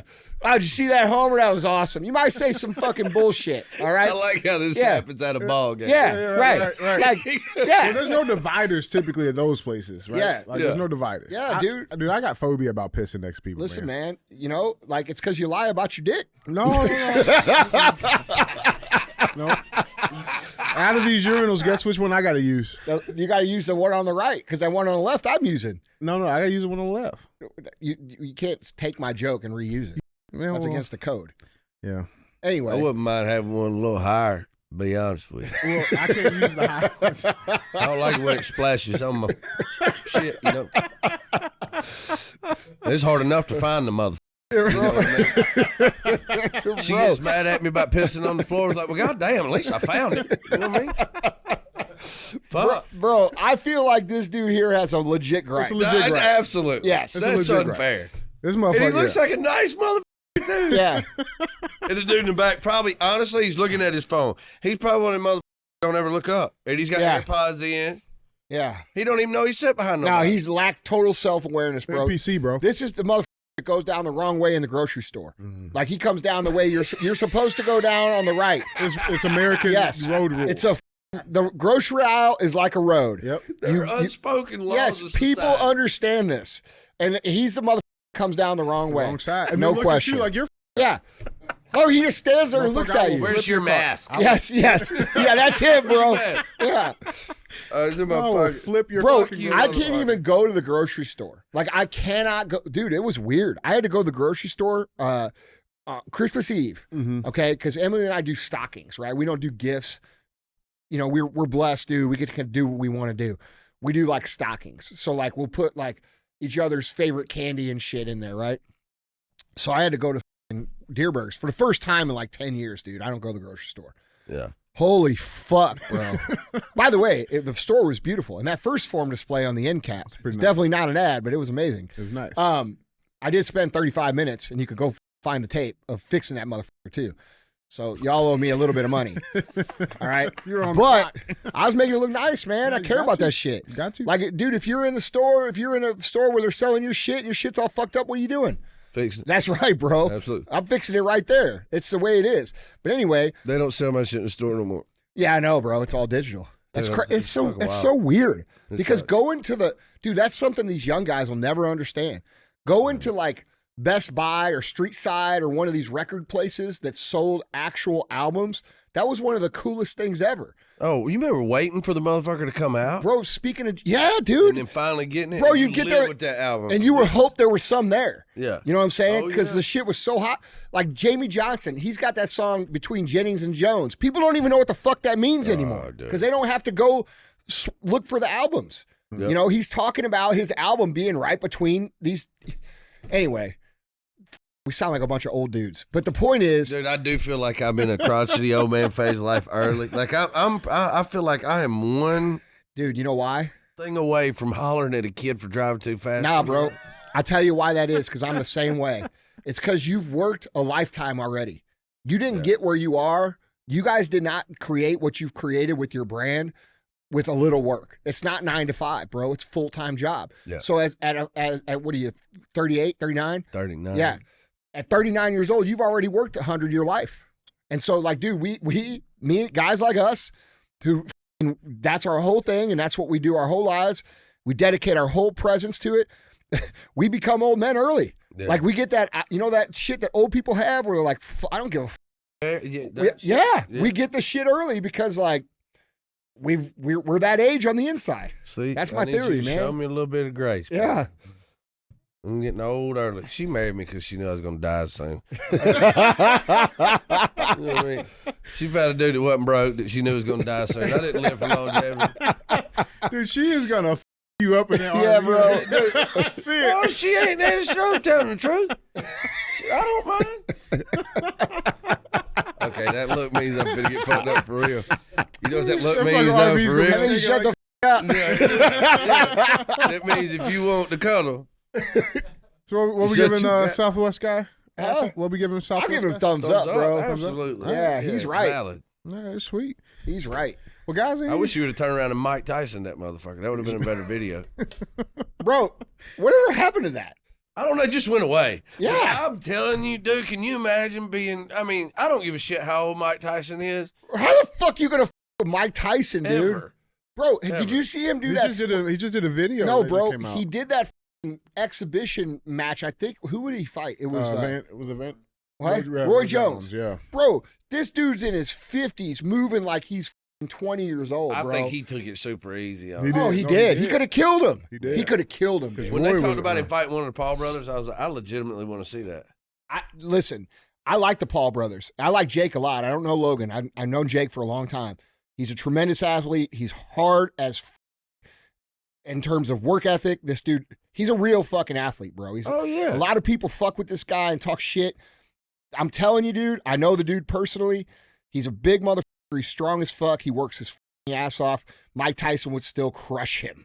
Like, dude, I'm sorry, Jake. Yeah. Mike Tyson is, the way the dude, he's just a different thing. Dude. But I do think Jake legit is going to become like a champion of boxing. I don't think you could take anything away Yeah. from either one of them guys, man. Yeah.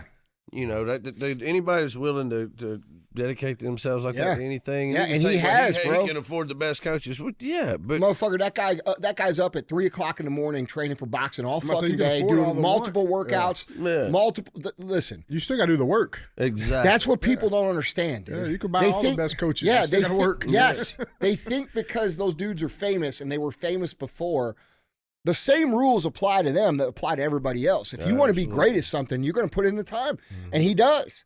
Yeah. Fuck, bro, you can't take any shit away from Logan either. Logan got in the ring with, what's his name? You can't hit Boxer. Floyd. With Mayweather, who's the fucking bro. And what's a fight? A fight is entertainment. Were you not entertained? It was super entertaining. Yeah. So like, dude, it bothers me when people talk this shit on these dudes because like, They're real dudes. They're real athletes. They work really hard. And I mean, bro, I truly believe, I don't know. You guys think I'm crazy, but I think Jake could legit be like a legit boxing champion eventually. I think so too. I mean, Yeah. dude, if you put the work in, but that's one of my. But I still think Mike peeves. Tyson could fuck you up, dude. Oh, dude. That guy just moved, dude. Oh man. And he's a different kind of mean too. Yeah. You remember that dude? That one interview he did where You that show the guy will fuck him in the ass. the white dude. Mhm. Dude, Fucking yeah, right, that's a boy. different kind of anger, man. Yeah. Bro, he bit a motherfucker's ear off Yeah, on he did. pay-per-view. Yeah, he did. I watched that shit live. I was like, oh, he bit his ear. Like when you're watching it live, you're like, oh, he's bleeding from the ear. He bit. No, he bit a piece of Evander Holyfield's ear off and spit it on the ground on pay-per-view. Yeah, he did. Dude. I love some Mike Tyson. Bro, I me ain't gonna too. lie, dude is a That's our dog. era, bro. Yeah. Bro, when we were kids, this is what's fucked up, man. Like the technology has really kind of fucked the life experience for a lot of people, bro. When I was a kid and when Mike Tyson fought, dude, I'm gonna tell you this. The world stopped. Yeah. Everybody was doing something. Everybody went to someone's house that was getting the fight. I mean, it was like the Super Bowl times 100. Yep. The world stopped, bro. Mike Tyson's fight. What are you doing? Everybody's watching the fight. It's just a different thing, man.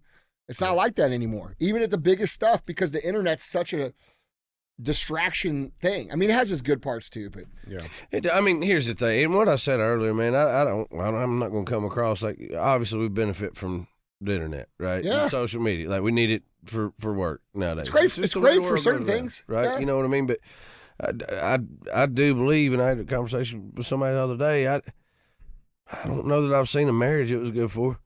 Yeah. You know what I mean? If you're not using it for business or something else, like, and you know that was a valid point too. People are showing you their best or their worst. Yeah.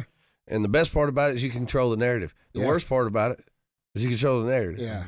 You know, I mean, on ours, I mean, just for example, you know, you'll see the best picture they took out of me out of 300. Yeah. You know what I mean? Where There's you look nothing like- on there about yeah. me being, you know, loyal to a fault or impulsive or, you know, an addict or, you know, you don't see the bad shit. You know, how I watch my kids grow up on FaceTime. The shit I'm not proud of. Yeah. You know what I mean? Yeah. You have to talk about those in situations like Yeah. these are a general conversation with Yeah. people. But yeah, I think, dude, that's what I respect about what you guys are doing. The people who are out there telling the truth and showing you the good, the bad, and the ugly. I got respect for that, as much respect for that as I do anything in the world right Bro, now. I think it's important for people to keep that in mind, dude. Like, you don't become, you know, a music superstar or a CEO of a big brand or any of this stuff you guys want that you see these dudes out here. Like, bro, they got the same fucking problems you got, if not more problems because of the responsibility. Now, I'll be real, bro. I'll take those problems over the problems I had before. Yeah. Okay? Like when I was trying to figure out how to fucking eat. Like, Yeah. I don't like that. That was a shitty problem to have. But there's struggle in that, and there's faults, and all of us men out here that go on the internet and pretend like we're perfect and everything's great and we've got all this shit going together, bro. That's a lie. You're lying to people. Okay. And what's happening is you're showing people who have faults, who do not have the confidence or the wherewithal or the awareness to understand, you're making them worse. Yeah. You know, they're seeing this image of perfection. We see it a lot right now with the manosphere or whatever you want to call it, like the men influencers, you know, where they're like, fuck, dude, I'm the man. And if you ain't like me, you suck. Bro, listen, bro, those guys got problems. Those people got issues, and we all do. It's called being a human being. It's called being a human being. We all have faults. We all have shortcomings. We all have problems. We all have struggles. And I think if people were just a little more transparent with that without making it their whole identity, right? Because that's where the internet has gone for a while, where people just use that entire, I got all these problems, and every post is all their problems. Bro, It's either one way or the other. yeah, There's man, no just middle be ground. real, dude. Like when you're a fucking rock star, you're a rock star. When you're shitty, you're shit. We're not rock stars every fucking day. I mean, you are, but you know what I'm saying? Like, you know, Not like, every day. you know what I'm saying though, bro. Like we got to do, our generation of men has to has to be a little bit better at leading in that regard, in my opinion. No, dude, we got to do a lot of things better, man. Yeah. We got to get back to home. That family unit thing, man. Yeah. Not being friends with your kids, being a parent. Yeah. You know what I mean? Being willing to stand up for stuff and just, Yeah. I mean, it's just no backbone anymore, man. Yeah. When you can hide behind a screen and say whatever the you want and not be able to be held accountable. Yeah. Like that's a dangerous thing. Yeah. You know, we're so fragile, you know, in society, right? Because we're so bold on the fucking internet. Yeah, we got to go back to fighting each other. Yeah, you know what I'm saying? Fight in the parking lot. Fist fight. That's right. I'm telling you, Defend dude. those comments listen, in person. And not have to go to truck and get some shit to come back with. That's right. You know That's a what I mean? big difference between people our age and this younger generation. This people our age, bro. Dude, think of the stuff they miss out on by not being that way. Like, bro, the people who I have fought physically in my life are my brother 1,000,000 times. He's my best friend. My other best friend, Chris, got in fights with him. Yeah. You see what I'm saying? Like, there's a bonding experience that happens through those conflicts, and there's respect earned and there's humility earned. Absolutely. And we don't earn that anymore because now these kids, they watch on TV that, you know, if they get disrespected or get harmed, they're going to shoot you. Like, bro, that's some bitch ass shit. Or just dox you on the Yeah, internet. like we need to go back to being real men. And like, dude, you guys who are women and you don't understand this shit, like, you know, you may not understand. This is a part of male dynamic that has existed for fucking thousands of years. There has to be physical conflict in order for respect and humility to be understood amongst men. There is a natural pecking order that happens along that way too. And that's why we have all these people who are so comfortable on the internet talking all this shit. And you know why? Because they've never been in a fucking fist fight. They've never been punched in the fucking mouth. They've never been embarrassed in front of 30 people who are watching them in a fist fight. Like, bro, it's a big deal. Oh, then that sucks, man. Yeah. You hear these guys talking about, I won't ever fight I've ever been in. Shit. I'm not that Not me. guy. Me neither. I've had my shit kicked in. Me dude, too. And learned more from that Yeah. than I ever did from winning one. Yeah. Bro, I'll be real. I think I got my ass kicked more than I won. I definitely did. Yeah, for sure. Like, dude, and you know what? Every time I got my ass beat, guess what? I deserved it. Oh, dude. Every time. You and me both. Every time, dude. You and me I both. love it, man. Well, guys, Andy, man, this was Yeah. this is a good time. Hell yeah. Yeah. Well, I'm in. Yeah, Let's bro. do it again. Yeah. I'll sit here all night. This Yeah. I got first 4 screaming freedom, baby. That's right. I hope you ready. That's right. We going to Andy's house. Well, I'm gonna drink me one more of these things. I'm gonna chase you around like a hound dog. You can take. He got a whole refrigerator up over there. Get you 2 or 3 of them. We'll get one for Aaron, too. Yeah. We gotta come out. We gotta set you up a coming out party.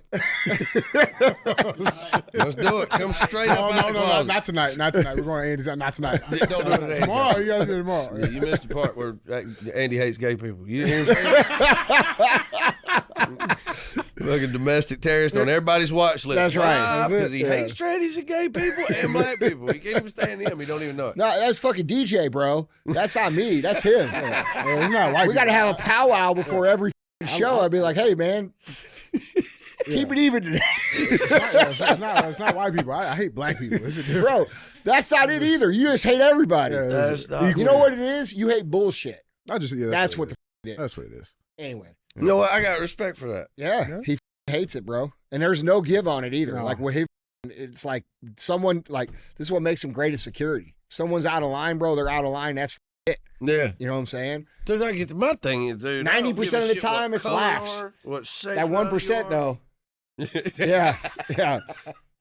Yeah, man. My thing is, I don't care what color you are, what gender you are, how you've left, right side. I don't give a fuck. You know, I'm gonna show you respect till you give me a reason not to. That's right. And bro, all those people combined have to come together and realize, bro, we ain't each other's enemies, dude. Those tyrants up there disturbing their entire life and our entire country and making it hard for people to eat and survive and put paychecks together to connect. Those are the enemies, bro. It ain't the black guy. It ain't the white guy. It's not the gay guy. It's the fucking tyrants, dude. And they'll do everything they can to make us think that we're the enemy of each other when we're not. And we all want the same shit. We all want to be left alone and, you know, earn money and build a life and do cool things with their life, live a life that's meaningful. I think a lot of people, believe in, and we can't do that when we're constantly being manipulated to hate each other. Yeah. And that's a big problem right now. And if we could come together and realize that, The this shit ability will to stop. have a conversation, just that alone, man. Yeah. I think Get back that to and it. take 20% of your time that you spend on a screen and put it into your home and your family and your church and your community and your kids. I think the whole world's different. Yeah. I believe that with my whole heart. I believe we all have enough good in us, right? That we focus that kind of energy and that kind of passion into that home unit. Yeah. Right, and that's one of the things that she's been awesome about is kind of reminding me, yeah, dude, I have a platform and I can share things with, I can be really loud if I want to. Yeah. But man, it's like somebody asked me the other day, what I want to be remembered for. I didn't know I was that old to be asked that question. And it was at a meet and greet thing, and I tried for about 5 minutes to come up with an answer that had something to do with music, and I couldn't think of it. I literally said, listen, y'all gonna hate me for this, but at the end of the day, I want to be remembered as a good dad and a good husband, because it don't really matter what the fuck y'all think. If my kids think something different, my wife thinks something different, then I've failed at life in general. Yeah. You know what I'm saying? So Real shit. she's good about reminding me to kind of focus on home, and I think that resonates everywhere else in your life. I think that's what's going to solve the problems too, bro. Yep. Yeah. Well, brother, thanks for so much for coming on the show, man. Thank you for having me. I had Yeah. a blast. Yeah, we did too. I could run through a fucking wall right now. I'm about to go make me a sign and protest or shit. I don't know what I'm gonna protest. We need to come up with something good, but I'm ready. You Let's wanna do protest it. with me? All right, I'm in too. Let's go. Let's do go. All right, guys. Well, hey, that's the show. Don't be a hoe. Share the show. Don't be a hoe.